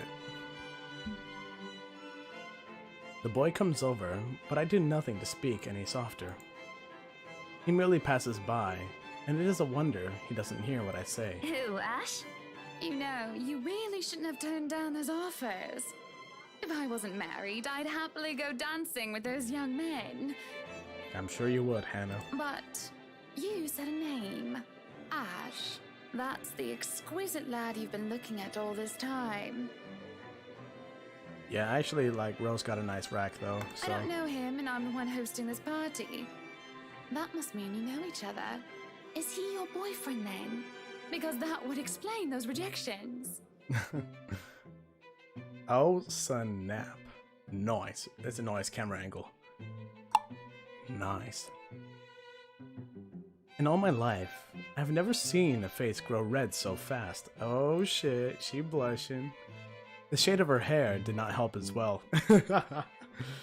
This is the most pink I've seen on a person, really. What? No, that's ridiculous. He isn't my boyfriend. Such a violent reaction. A simple no would have sufficed. Exactly. Many here would be happy to hear it. And I haven't been looking at him. That's right. You've been staring. Quite heatedly, in fact. Although I'm not sure if you look like you want to kiss him or kill him. It's more the latter currently. Oh, snap. Just don't go murdering him on my property. I don't want to walk into a room and suddenly find a body there. I know, right? The homie Zach said no to that? Like, bruh. Like, seriously? I get it. He got self-respect, but is it like the balance between respect for those and like, I don't know, man. Anna's kind of like, yeah, she kind of hot, man. Not gonna lie. I waver as I feel the burning of someone's stares. It is chilling, and though I'm used to enduring the gaze of others, this one makes the hairs on the back of my neck stand up. Yo, shit. It is chilling, and though I'm used to enduring... Oh, shit. Yeah, okay, so I didn't prep. My attention is pulled from the girl, and I see a woman staring. Is this like... She looks like someone from like Skid Row or something. Oh shit, bad joke. Bruh, that's fucking terrifying. Dark-haired and dirty. She looks more like a beggar than a guest. And I have half the mind to call the security at her when her mouth breaks out into a grin. All I hear is her laughing, taunting. Her stare makes my blood run cold. She looks at me like I'm nothing but a pig to slaughter for her amusement. It makes my hand shake, and I nearly drop my drink. But then I blink, and she's gone. Of course. But then, in a blink, she's gone, and the buzz of the party returns. I'll keep that in mind, but are you all right? I don't know. Yes, sorry. I just thought I saw something strange. It must be the trick of the light. Bruh, it is not the trick of the lights. Like, this is the third time you've seen it? Anyway, on a right, as you must already know. Rebecca Gales. Ooh, Rebecca Gales. Gales. The name is familiar, like a fond memory. I recall a kind lady, a private tutor who treated me like her own daughter when I was young. She'd even bring me food when there was no need to do so. Usually stovies, which I honestly hadn't been too keen about, though I ate them nonetheless, because she brought them for me. Oh, the professor!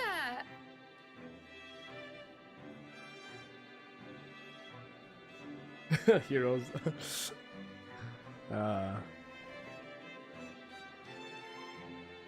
The ghost be taking a peek? Yeah, that's right. Everybody wants a piece of them. And your little Becky! My parents couldn't make it since they're in Scotland right now. And Mom says hi, by the way. Oh snap. Okay, so they got But history. yeah, that's me. Little Becky.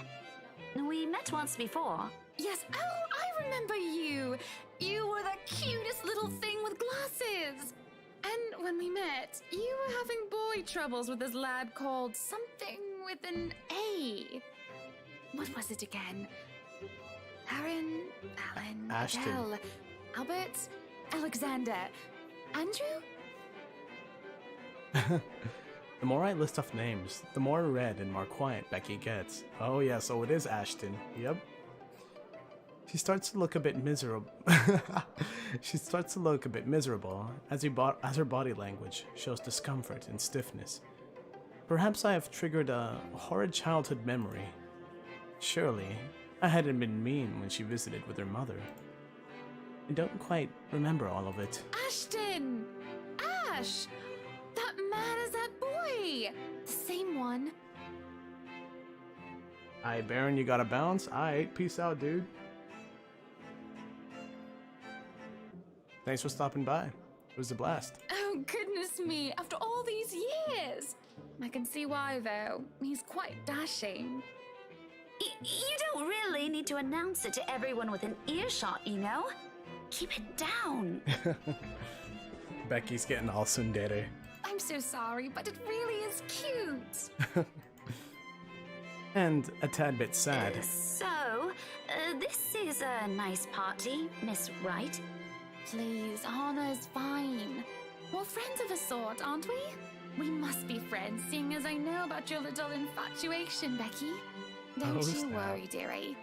You'll have your happy ending yet. I'm not too concerned about that, am I? That's not what I'm looking for. Oh? And what makes you think that? Doesn't everybody want their happy ending? I know I want my happy ending. The idea of happy endings sounds like they're just for fairy tales. And they are, sorta. I don't think you can just sit around, trapped in some tower and hope for the best. This is true. If you love them, you have to fight for it, right? You're not just going to sit there and hope that everything will just fix itself on its own. Like everything, you have to work at it. But what do I know? There is a grimace, although she starts to relax around my presence. How long has it been since we met as children? Certainly a long time.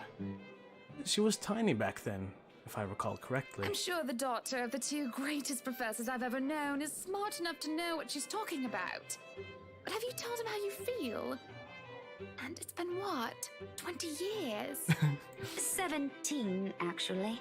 17 years. But That's no, a long not time. yet. He can be a bit dense. I was hoping that maybe he'd notice on his own and... Well, that won't do. What if you two become husband and wife? He's not to be dense when he's sworn himself to another person. Why, you might just as well consider leaving before the day's even begun. If that happens, I'll have to give him a good ear bashing, won't I? Whoever anyone ends up with, it's not going to be a perfect relationship anyway. This is true. There's going to be things you'll love and things you'll hate about the other person. We're just humans. It's funny. Here I am, trying to give you advice when you did the very same thing back then. I remember you giving me a makeover when we were still kids. And you were the first I told anyone about my... crush. I do remember, now that she mentions it. Did I give her that yellow summer dress, or the pink blouse and petticoat? She must have kept some of what I said in mind. It feels ridiculous, remembering all of that years later, talking about boys and how they go crazy for pretty girls, as if it's some gospel every woman should adhere to. It was so easy to say such things then, with me not knowing any better. Though, looking at her now, she must have kept some of what I said in mind. Perhaps I did say something good at that time, enough for her to take it to her heart. But all that didn't matter in the moment, as I mull over what she's just said in my head. What Becky told me is very different from what Becky told me is very different from what Marianne told me. There is no time to ponder over that. However, as a hush descends upon the lively crowd, the music of strings and chatter slows to a grinding halt as the doors to the foyer opens. The last of the latecomers should have arrived moments ago, and everyone else this late would simply be too embarrassed to show their face. So, this can only be one person, or rather, one man. There's only one man who is audacious. Audacious. Audacious, yeah. There's only one man who is audacious enough to arrive at his own party so late. Good evening, ladies and gents. Enjoying the party. I hope I'm not too late in welcoming you all to the right mansion. He's so late. Oh my god, and of course he's walking in with some wine, of course. Unlike I, who was raised in the spotlight and simply grew used to its presence, he sought it out at every chance he could, even when there was no spotlight that shone. And I'll never put it against him when he smiles like that. He did so quite brilliantly under the scrutiny from the channels. Oh my god, sorry guys. He did so quite brilliantly under the scrutiny when he channels his showmanship. You can tell by the way people's eyes light up as he speaks, how they listen, enraptured, even if all he's doing is simply greeting. A little wave of his hands here, a little smile there, and a bit of swagger. I always tell him that, if he's not to be a businessman, he'll do well as an entertainer. I love this side of him, especially when he looks at me, and he beckons me over to humbly share his place. Not a single second is wasted as I excuse myself from Becky's side, and I make my way to Luke's. Welcome, one and all, to our humble abode. Tonight, if you have yet to find yourself in your roles, you are all ladies and lords of the court of your king and queen, if you would excuse my presumptuousness. So, enjoy the feast that has been laid out for your senses, as we only allowed the best to be served. Enjoy the rest of your night, everyone! Yo, Ominous Audios, what is up, dude? Good to see you here. What's going on, buddy? Welcome. We're just chilling out playing a visual novel. There was a sound of applause, cheers, and even some hoots. Guests approach us left and right, and share Luke's hand and greet him personally, praises on their lips. It is because of this that I do not see her. I do not see her until she is dangerously close, with fury in her eyes, and she's already spitting venom. Oh, what? Johans restrains her, taking care to not unnecessarily harm the pregnant woman. But that does little to deter her rage, and the man has no choice but to let her go, lest an unborn child is hurt. Although it might be a bit too late for that, as I see an emptied glass of wine in her hand. Oh shit, it's Lee's wife, isn't it? And she's pregnant. How much has she imbibed in? Are you feeling ill, Rochelle? Perhaps you need to sit down and... No! Shut it, you munter! I ain't talking to you! I'm talking to this scumbag over here! You bloody bastard, standing there with your smarmy smile! She interrupts me, jabbing her finger in my direction before she rounds on to Luke. Even as whispers and murmurs break out among the guests, all I can focus on is the heat of the moment. Obviously intoxicated, judging by the smell of alcohol on her breath. I'm not ticked off about this little display of hers, at least, not yet. But I am absolutely pissed by the fact that she didn't endanger her own baby by drinking. There is a considerable amount of restraint and grace that I must exercise while I wait for her tantrum to subside. The Mook is here. Hey y'all. Hey Mad Chatter, it's been a while. Good to see you. Good to see you too. Welcome back. Good to see you, Mook. Good, very good to see you. Yeah, we're just chilling out. We're hanging out. I'm reading this visual novel. I'm trying to get past this part in the story, but it's great. Luke's expression, on the other hand, is indecipherable. Watch your tongue! You're on thin ice, Rochelle. Where's your husband? Who even invited you? I did. And I told you with great emphasis not to. Now we have a drunk, hormonal, pregnant woman causing a stir.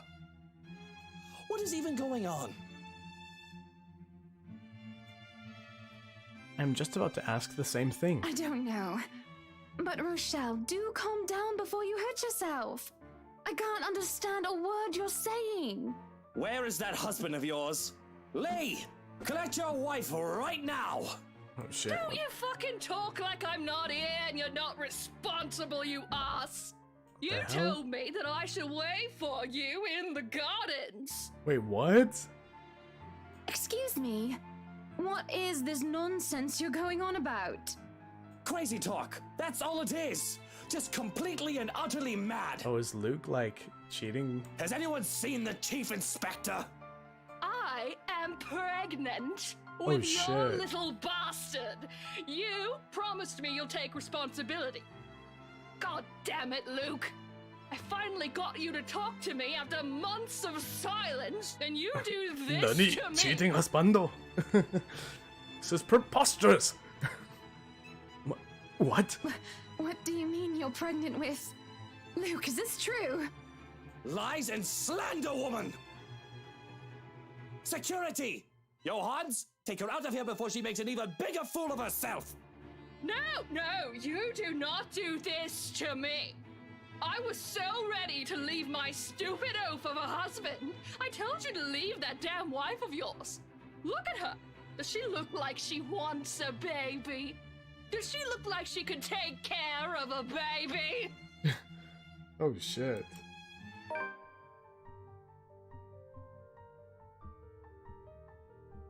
It is now that Johans returns with security, along with a concerned-looking Officer Lee. They surrounded her and moved to escort the hysterical woman.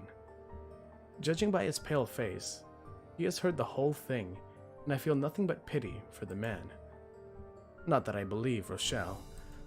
Luke will never go as far as to sleep with another woman, right? I'm so sorry for her behavior. She's been under a lot of stress. And the alcohol. Talking nonsense, that's all it is. You're not allowed to drink because of the baby, Shelley. What are you thinking? Nothing to see here, people. Move along. Jesus Christ.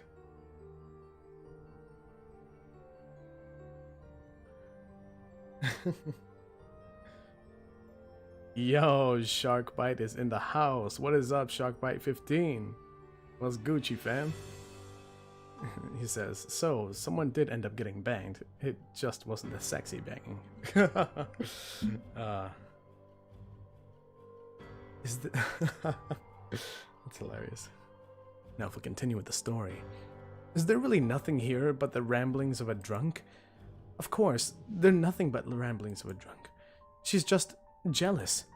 Jealous of this wonderful marriage, this happily ever after that I have with my prince. Take that troll up out of here immediately! Yo, what is... And see to it that she isn't allowed here, or anywhere we hold any authority in Luxborn. Yo, I think that Hannah's getting possessed by this ghost, like it's affecting her behavior. To be banned from anything with the right name on it is basically social suicide. We practically own half of Luxborn, and there isn't a single establishment of repute that isn't under our patronage, one way or another. This is mercy. I can do much worse to her. At least, this way, she can just move out of the city and never, ever return. I have stayed in my hand in the face of her grievous fault. Her bold-faced lies, when she deserves so much more. I can take away her business, have her factory shut down. It is too easy to ruin her life until she is just nothing. And it is all so tempting. I can only see red. The tension is thick in the air, and the silence that embraces the room is nearly deafening. There are worried and almost fearful glances from some of the guests, yet, at the same time, I can hear them whispering. But as long as they hold their tongues and don't interfere, none of those matter to me. Especially when my darling looks at me with a different shine in his eyes. It's almost as if he's proud of what I've done, and that spurs on me more than anything. Everyone, please go back to enjoying the party. Yo, something's like taking over. Don't let that mess of a woman ruin your night.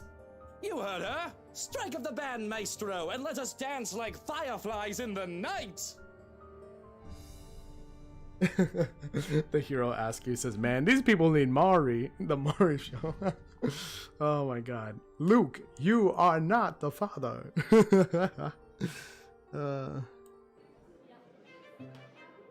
Yo, it's so weird how the tension is just so tight and all of a sudden it's like, alright, nothing happened, guys. It takes a bit for the crowd to stir again in the face of all that. But like most problems for the elite, it is brushed under the rug and forgotten in favor of merriment. He offers his hand to me with a small smirk and bow. Well, that was a mess, wasn't it?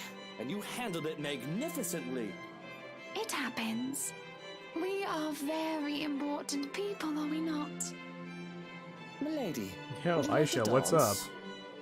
With pleasure, my prince. No one is going to get in between me and my darling husband. Yo, I think her behavior, like, this doesn't sound like her. Not Rochelle or any other rich, snooty scrubber. Not some common whore or an ambitious maid.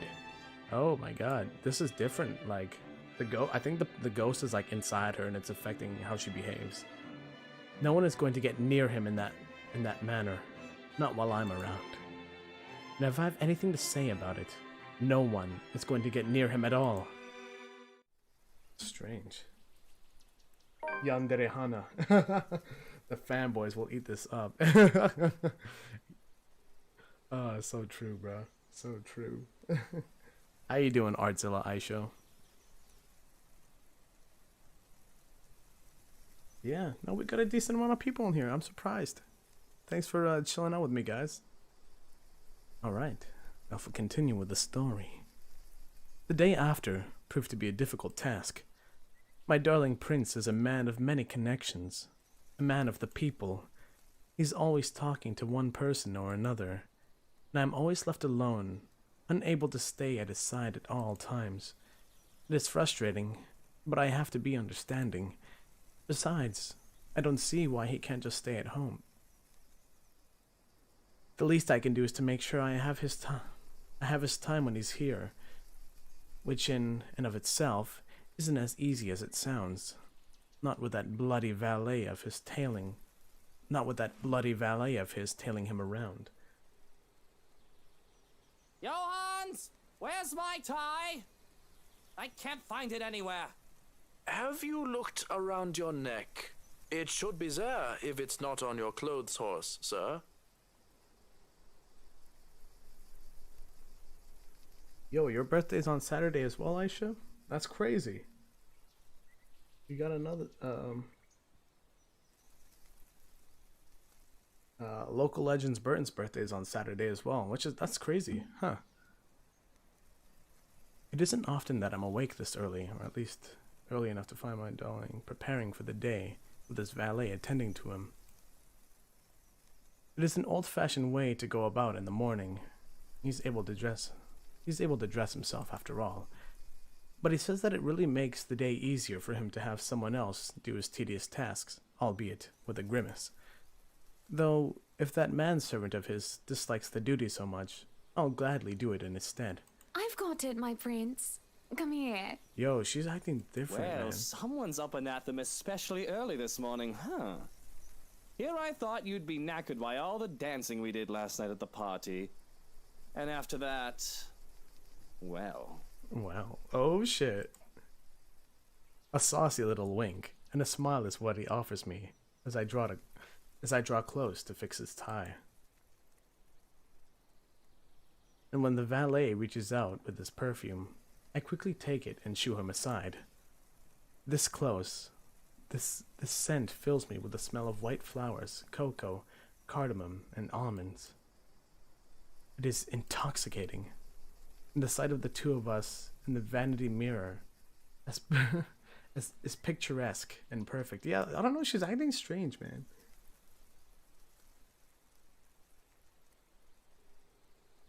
Can I help it if I feel a bit resentful that another person get to do this for my Luke every morning when I could have done it myself? No, I can't. You're dismissed, Shroken. I have this. Go on then. You'll be summoned if you're needed. There is a curious look, furrowed brows, before any sign that he cares is wiped from his expression. Very well. If you need me, I'll be somewhere that isn't here. You could have let the man do his job. And I say there's no need for him. I can take care of you just fine, my prince. Just where are you off to this morning anyway?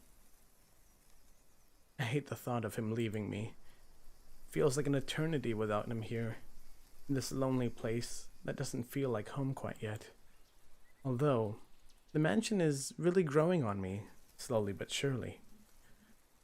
I want to be at his side, Yet he fails to see such an obvious thing. Business. Where else? Why can't you just work from home? You can afford to, can't you? Business needs a firm hand and a personal touch, Buttercup. Besides, I can't stay cooped up forever in here. I'll go mad. Well, you'll come back home as soon as possible, won't you? It's so awfully lonely here without you, my prince. I mean, I'm happy that she's all lovey-dovey with him, but this is like a weird shift in her behavior. I could. I don't see why I should, though. This hasn't been a problem before. You know I'll come home when I come home. Just get home as soon as you can. For me, won't you? No promises. It's business after all. I can't just stand up in the middle of the meeting and tell them the wife wants me home. Then forget those peasants. He stops and stares, looking perturbed for a moment before shaking his head. Is he feeling ill? That's more reason for him to stay here with me, isn't it? I'm just being a good wife, worrying about the husband and all. Be good, dear, and stay safe. There's been all sorts of dodgy characters seen about the property. I'll be leaving Johans with you, just in case you need anything, and to be on the safe side, okay? Yo, Aisha, thanks for sharing the stream. Much appreciated. But I don't need a valet. I need you here with me. I'll be closing a big deal with a pharmaceutical company soon, if things go according to plan. Maybe, after that, I can take a breather for a bit. No maybes. You have to promise me. I only need him. I'm going to be Okay. late, Hana. The longer this takes, the later I'll get home. Fine. Shall I see you out? If that's what you want. Yo, I don't like this ominous music. Kinda creeping me out. At the front door, his valet awaits, ready to accompany him for the rest of the day. When he's told to stay and attend to me, I still don't like it. It looks like he doesn't either, but I ignore him in favor of the one who really matters. I hold Luke's hand in mine and give him a deep kiss. It makes my heart flutter as I see the way his eyes close during our moment of passion. Parting for air, I can only smile. Have a good day, my prince. Right. Off I go. Yeah, even Luke's like, yo, something's up with you. I think you're still drunk or something. I still don't want him to leave. He should just stay with me forever. I'll lock him in this basement if I need to. I don't know, I'm just kidding. Oh shit, but really though, forever. If you could let go of my hand, please, Hana. It's just so hard to let go when I finally have him in my grasp. To watch him enter his car and leave pains me so. It leaves behind an aching, gaping hole like a hunger and a need. I'm not content until he returns. If it fits you, breakfast is ready in the parlor, madam. If anything, I'll be in a foul mood until he returns. Leave and go practice your bloody sodomy elsewhere. Jesus. Peculiar. Maybe it's just that time of the month. I'm just kidding. No, shit. When I turn around to hiss at him to leave, he's already gone. And that suits me just fine. I want to be alone, without anyone bothering me. I want to be alone with myself and my thoughts, with only these halls as company. These damned halls which will hold our memories. Just he and I. There's no one else I need but my prince. Not some cheeky servant who's just living it up because he's Luke's right-hand man. Rubbish like him deserve nothing. He deserves to be thrown and locked in. The attic. Yo! Without realizing it, my feet have brought me in here. This empty, lifeless room disgusts me. The longer I stare at it, the harder it gets to breathe, as if the walls are moving in on me. Yet, at the same time, it pulls me in. I hear a whispering, and a curiosity get the better of me as I look under the bed. There, On the far corner, a loose floorboard. The wood, despite having swelled and warped over the years, is strangely familiar, comforting in its feel, though it's not merely what my hand searches for as I reach it. It takes quite an effort, but soon I am able to lift it. And inside, underneath the dust and cobwebs, lies a pendant, warm and familiar. Yo, that's strange. Like, that's like kanji, right? And the story takes place in the UK. Interesting. And I swear, if I just close my eyes, I can feel it beating in my palm. Oh shit! I think that's like the ghost girl, like the scary ghost girl. Like that's like that belonged to her or something. I feel a thrill, though. I also feel like a thief for taking this, but it's mine. So without delay, I hide in our room. In front of the vanity, I see the ways my eyes shine as I remove the clasp of my old necklace and put on this new one. Nice titty shot.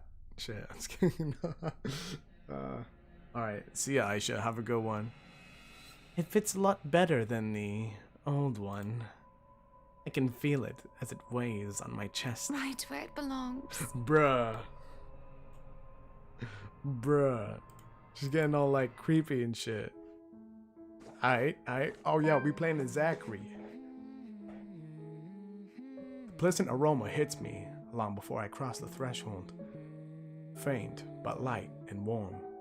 A reminder of what home is.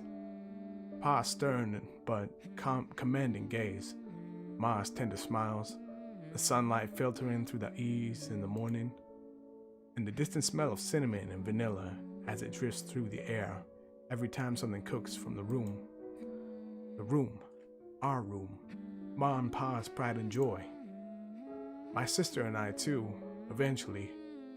But we ain't allowed here. Not yet. Not until we're taller or older. Not until we learn how to take care of ourselves, not burn our hands or reach the cupboards without having to be lifted. But a little peek wouldn't hurt, yeah? The floorboards are cold under my feet, more than it usually is. The wall's more forbidding than what I'm used to.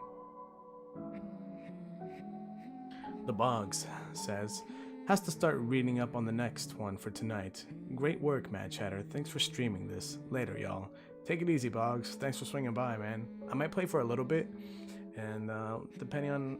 oh shit, we've been playing for like 2 hours already? I might go for another hour. We'll see how it goes. Farther and farther the room goes. Ma's singing ceases, and Pa... No, please wait. I'll be good. I'll sleep on time. Don't go. Oh shit. I can't hear Pa.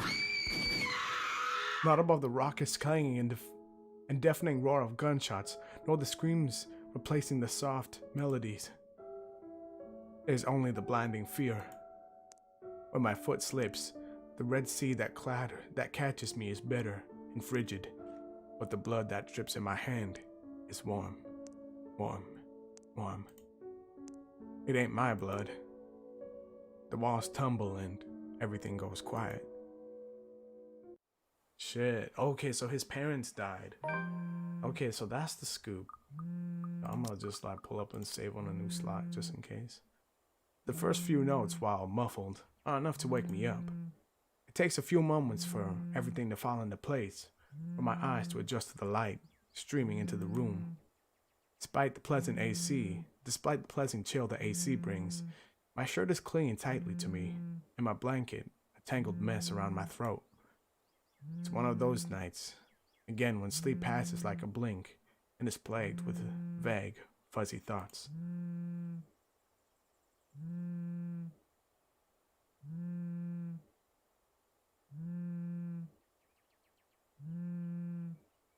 I lift a hand to rub away the drowsiness from my eyes, although it does little to relieve the gritty, burning sensation from my eyelids. Outside, the sun is yet to peak over the horizon, but night has already given way to the cool morning light, washing everything in subtle gray hues. At this hour, the entire city remains unstirring. Ordinarily, waking up before my own alarm means abusing the snooze button twice or thrice just to catch those previous few extra minutes of sleep. But the persistent ringing makes it impossible now. This better be good. Groggily, I scramble for the bag sitting at the foot of my bed. The ringing still hasn't stopped me, even as I fish the phone out, and Ash's name flashes brightly on the screen when I turn it on. Must be pretty urgent if he hasn't dropped the call yet. Where are you? Ashton, it's 6 in the morning.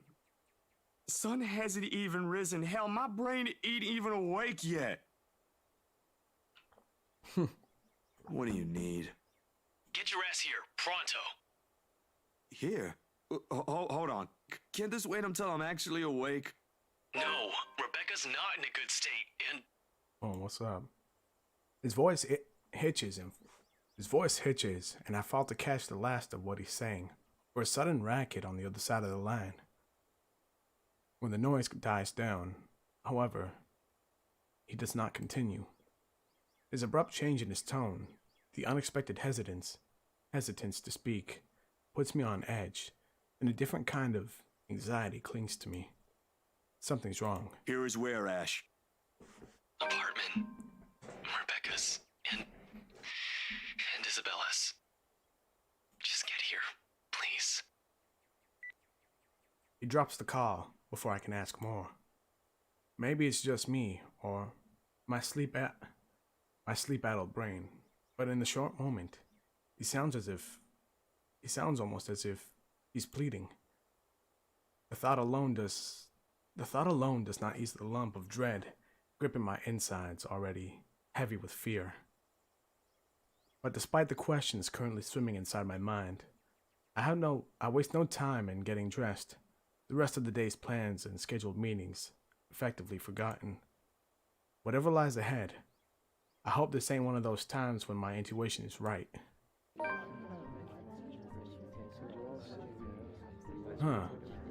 The murmurs of the small crowd milling on the streets are loud against my ears, a contrast to the sleepy, laid-back reputation this neighborhood has built throughout the years. Despite sitting close to downtown Luxburn, Salemwell Quarter did quite attract a loud crowd among the city.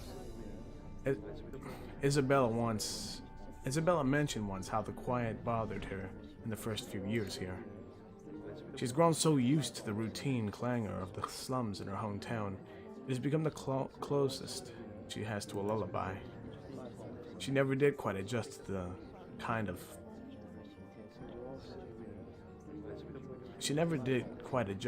mom Salemwell had.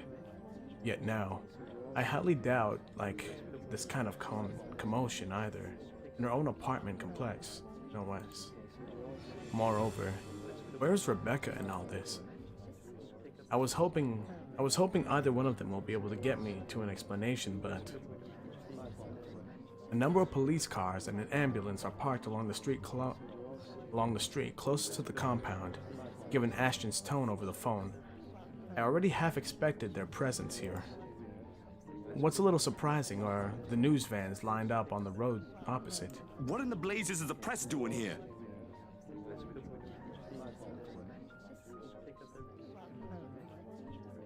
The cold stone in the pit of my stomach grows, more unwelcoming with each step I take, bringing a sour taste in my mouth. A handful of the curious case flock near the building, probably waiting for something interesting to happen. Oh shit. Carefully, I weave my way through the thin crowd, only to be halted soon by a perimeter tape enclosing the 3-story apartment. My eyes dart around the busy landing on the other side. It buzzes with activity as several officers move in and out of the building, most of them in white suits, stained at the hems and gloves with a striking shade of red. Oh shit. I try not to think of where those came from, but the idea has already planted itself firmly in my head, long before I can stop myself.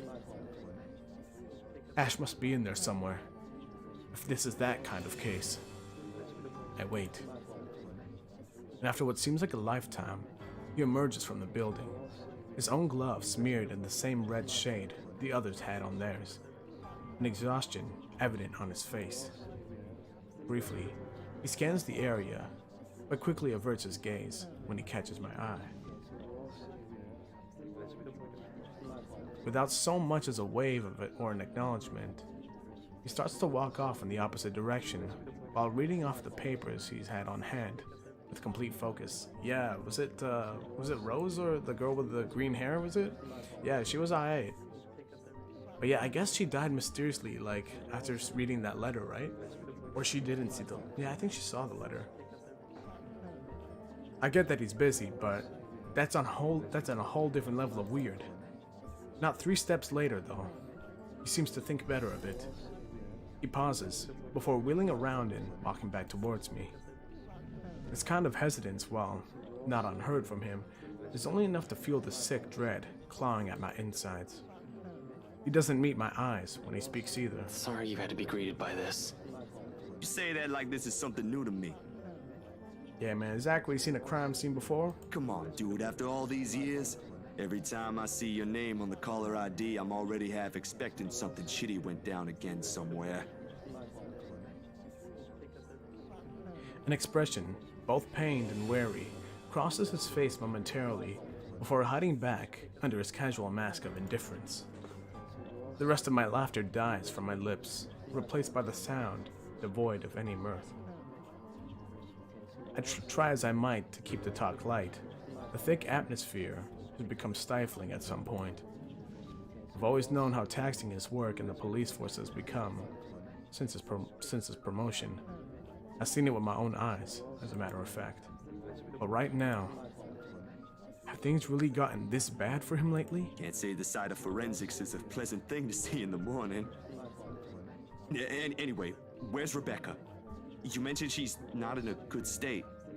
And then, we have this. Please don't tell me she's somehow gotten herself in. Nothing's happened to her. They're just getting her statement. They should let her go soon. He gestures with his head toward an ambulance parked at a short distance near us. Parked a short distance from us. Her strikingly familiar hair is visible between the 2 officers standing nearby. Although I can't see her face, the tired droop on her shoulders is impossible to miss. Still, to see her unharmed is relief enough. Glad to hear that. What's going on here anyway? Seems like you've got yourself another big case on your plate this time. It's been classified as a homicide, but nothing conclusive yet. A homicide? Another? Right here? Figures while the press is here. No, I don't think any of the 2 girls will appreciate you bringing the whole precinct here. Bella especially. Never did quite forgive Devlin, no matter how much she laughs about it now. Isabella's not here, Zach. What? Oh yeah. A flicker of grief. Momentary in its passing, but it's there across his face at the mention of her. And in that single lapse, the stone in my stomach has firmly lodged itself up in my throat. Ash, what's really going on here? Yeah, because last time when we played as Isabella, she got hit by a car. I don't know if she's dead or not, though. But I guess this is a little bit further back in the timeline. Who knows? A hunch. That's all it is. But if there's anything I've learned from him all these years, it's that asking the hardest questions are unavoidable if you want to get answers. Not in a world as harsh as ours. Ashton, I asked you a question. Where is Isabella? When he looks at me, I already know the answer. God damn, I already know it. But I want to hear it straight from him. She's dead. Yeah, shit. 2 words. So I guess this is like following right off of that timeline. None of it registers. Dude, you know full well I find jokes like that in bad taste. If you need me curious about this, you got it done way before that came out of your mouth. Now answer the question properly. I already did. What else do you want me to tell you? The truth! Stop shitting with me and tell me what this is all about! God help me if no one tells me what's going on. I swear I'll... I like Zachary's performance. Like, the voice actor, like, puts a lot of good emotion in it. And very I don't consistent. have time for this, Zach. I've got a lot of stuff waiting to be dealt with right now. I need you to make yourself useful and stay with Rebecca after they're done with her. Let me through. My hand's already on the tape. Poised and raise it.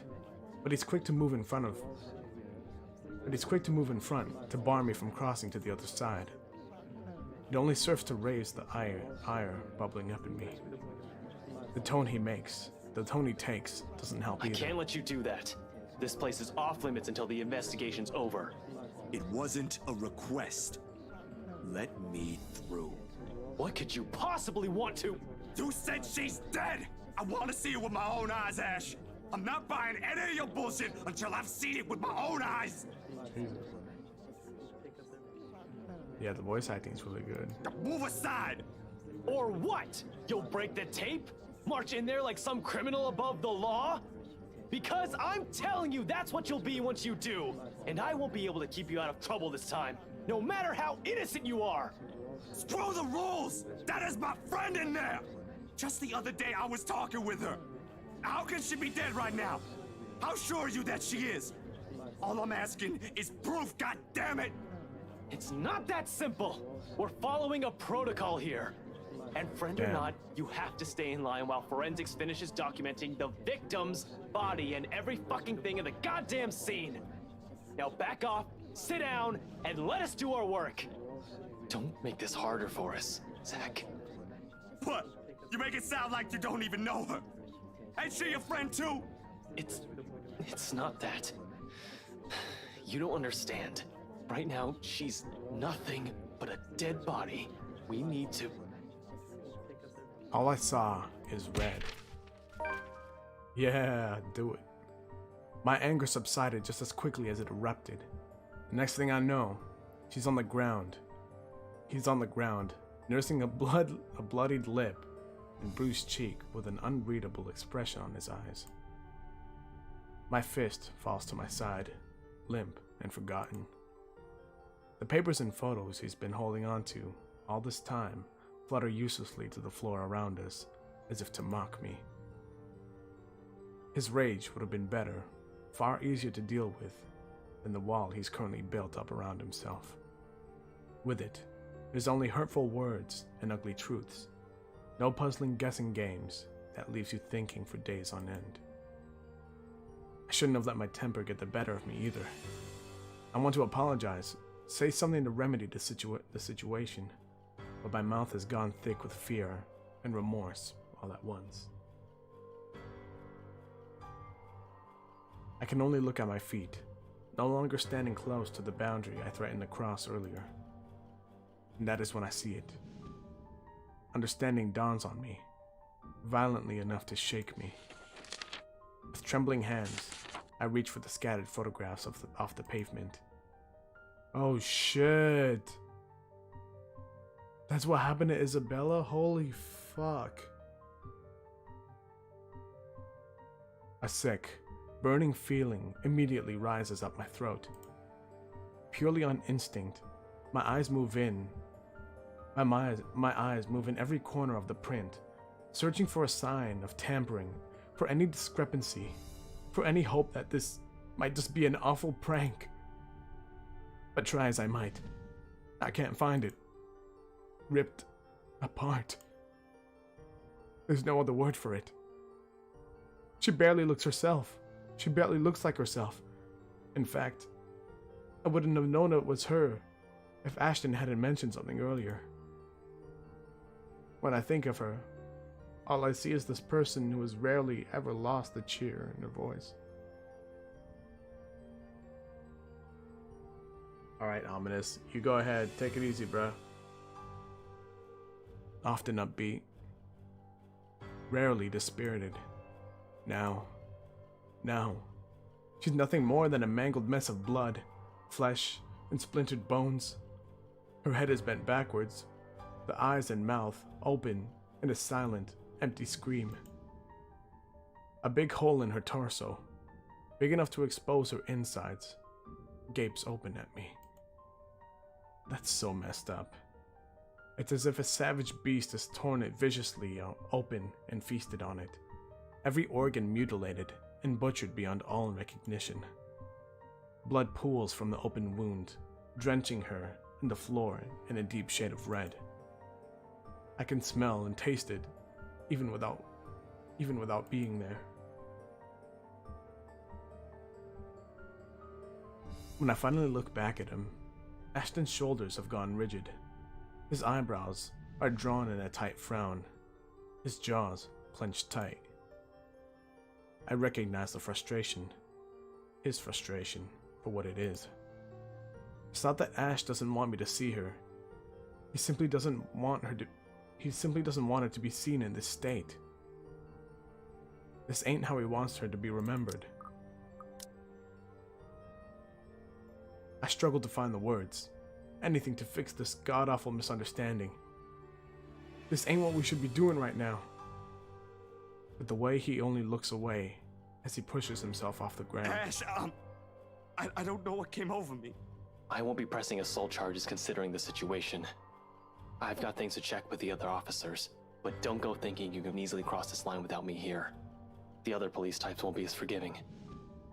Go check on Rebecca. She's probably the one who took it the hardest.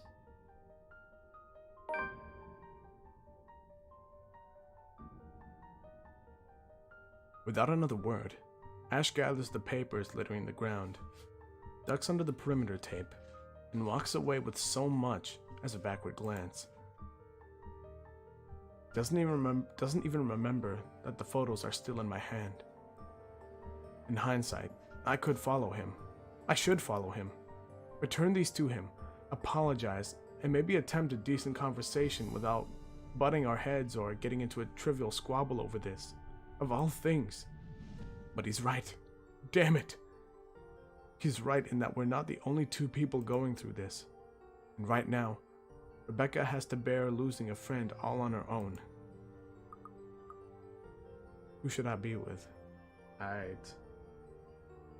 Yo, who should I be with, guys? I feel like I should go comfort Rebecca. Because, like, I probably shouldn't cross that line, but you know what? This might be a good place to, you know what? I'm gonna do it. I'm gonna save. And we'll leave it at that then. So yeah. Yeah, I'm thinking of ending the stream here, guys. Thanks for tuning in and playing with me. Yeah, I wanted to make sure I moved on to the next character, and yeah, shit's getting real, man. Cause like, there's so many factors to this game that like Lady Hana is like getting possessed by something, whether it's that ghost or like there's something in the mansion that's just affecting the way that people think and shit like that. But yeah, thanks for chilling out, guys, man. Like, appreciate it, and hopefully I'll see you guys again in the next one. But yeah,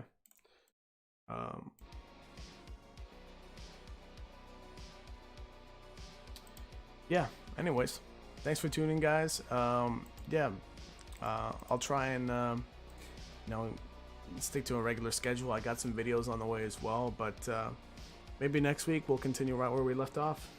But yeah, anyways, thanks for tuning in, guys. It's the Mad Chatter. If you enjoy the video, I always appreciate, you know, a like, subscribe, share my video with your friends. It goes a long way, man. But yeah, I enjoyed streaming this with you guys, and hopefully I see you guys again next week. All right, well, bye for now. And remember, when all goes wrong in the night and everything's the matter, you'll be sure to hear of it from the Mad Chatter.